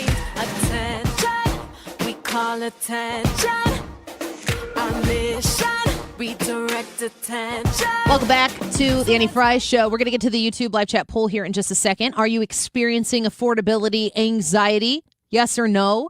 Right after the election in New York City, where we had a socialist be elected mayor, we find ourselves asking the affordability question. Socialism is the answer from the Democrats in the state of New York, and the Republicans have to say, okay, we identify the same kind of problem. What's our solution? And I feel as though President Trump has been talking about this a lot.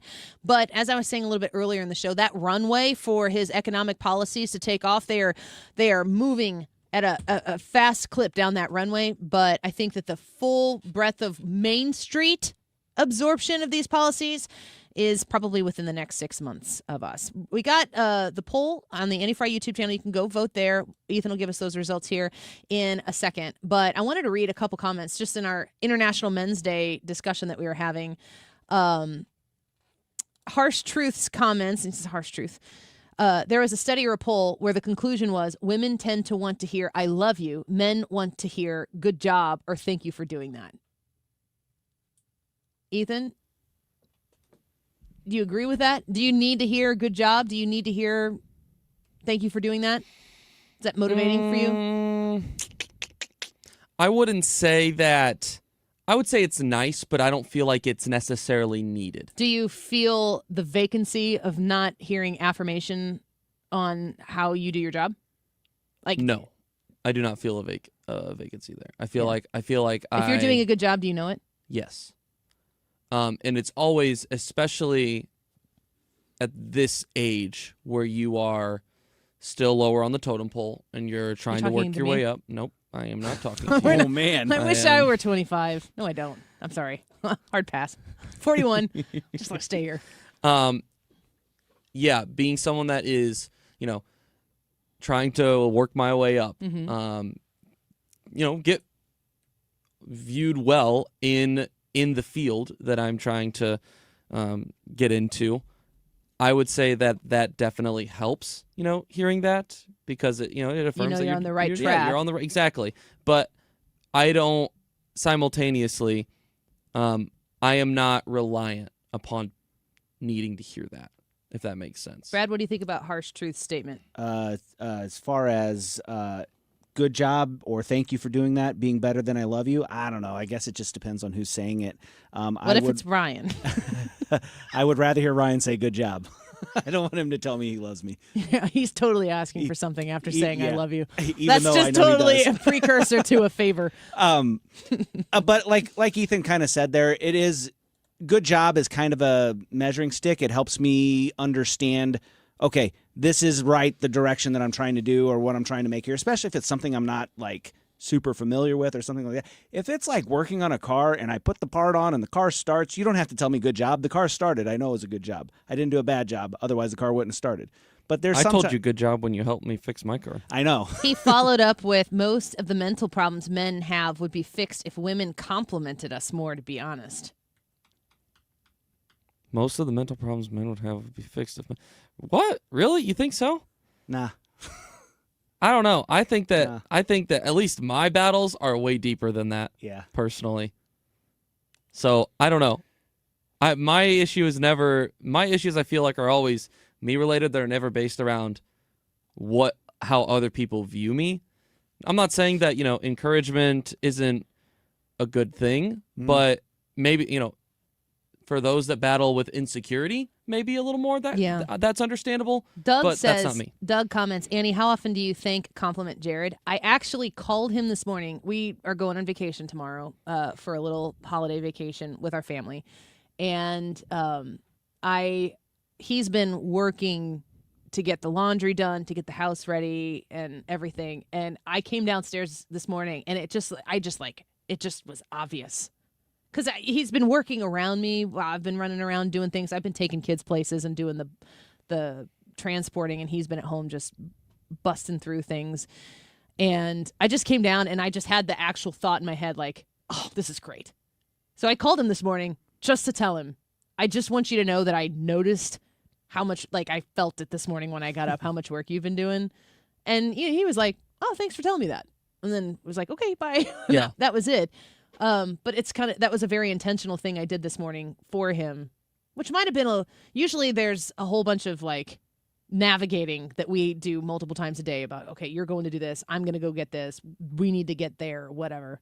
But I just called him to tell him something nice today, which I don't know that I do that. I will say nice things to him, but that was super intentional. And that was the only purpose of the call. He also says, Brad, how often does Terry compliment you? And thank you. Terry is the greatest encourager that I know of in my entire life. She compliments me and says nice things to me every day, daily, multiple times a day.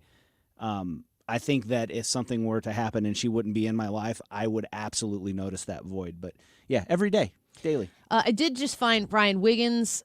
Colonel Ripper says, my wife thanks and compliments me a lot. Well-deserved, of course. Hi, Ryan. Thanks for tuning into the show. I need you guys both to do something once the show ends. When you're heading home, I need you guys to call your significant others, both of you, and tell them Happy International Men's Day. Okay, I will. My husband will be like, what does that get me? All he's going to want to know. If that's what he's going to do, I can't imagine what Terry's going to do. The YouTube live chat poll real quick. Are you experiencing affordability anxiety? I would say yes. My answer to this would be yes. 4 kids is expensive. Brad, what do you say? I haven't experienced it yet, but I can definitely see where people are, and I don't have kids, and I think that would make a huge difference in my life. It made a huge difference in my checking account. What about you? You feeling it? Yeah, I would also say no because I have 0 kids, so maybe a little bit of a difference. Making bank. Oh yeah, producer life. Today's YouTube live chat poll, 210 votes. Are you experiencing affordability anxiety? 61% say no. 39% yes. It was in the 40s and 50% up until here, just towards the end. So thank you for participating. Thank you for voting. Keep it right here. The Mark Reardon Show on 97.1 FM Talk. St. Louis Conservative. Next. So beat the drum. It's time now for today's Spotlight on Money. Grandma and Grandpa can be formidable weapons in the fight against the high cost of college. Grandparents could see substantial tax advantages from paying their grandkids college tuition. Ryan Safdari is the founder and president of College Planning Experts in Los Angeles. They might not have capital gains tax up to a certain amount that they're withdrawing that they can use to fund college. I'm Rob Hart. Are you tired of online threats? Then get an antivirus. It's the only online protection you will ever need. Disclaimer, an antivirus is just half protection online. It will not protect you from snoopers or encrypt your online traffic. So this Black Friday, get better online protection with NordVPN. NordVPN will encrypt your traffic, protect you from malware and phishing, and stop annoying ads. Get the NordVPN Black Friday deal with 73% off and enjoy 3 extra months. Rhino Shield is far superior to even the best traditional exterior house paint. Rhino Shield is 8 to 10 times thicker than paint and comes with a 25-year transferable warranty. Rhino Shield is the only ceramic coating company that has been chosen by Disney, This Old House, and 3 times on HGTV's Curb Appeal, where every episode is concentrated on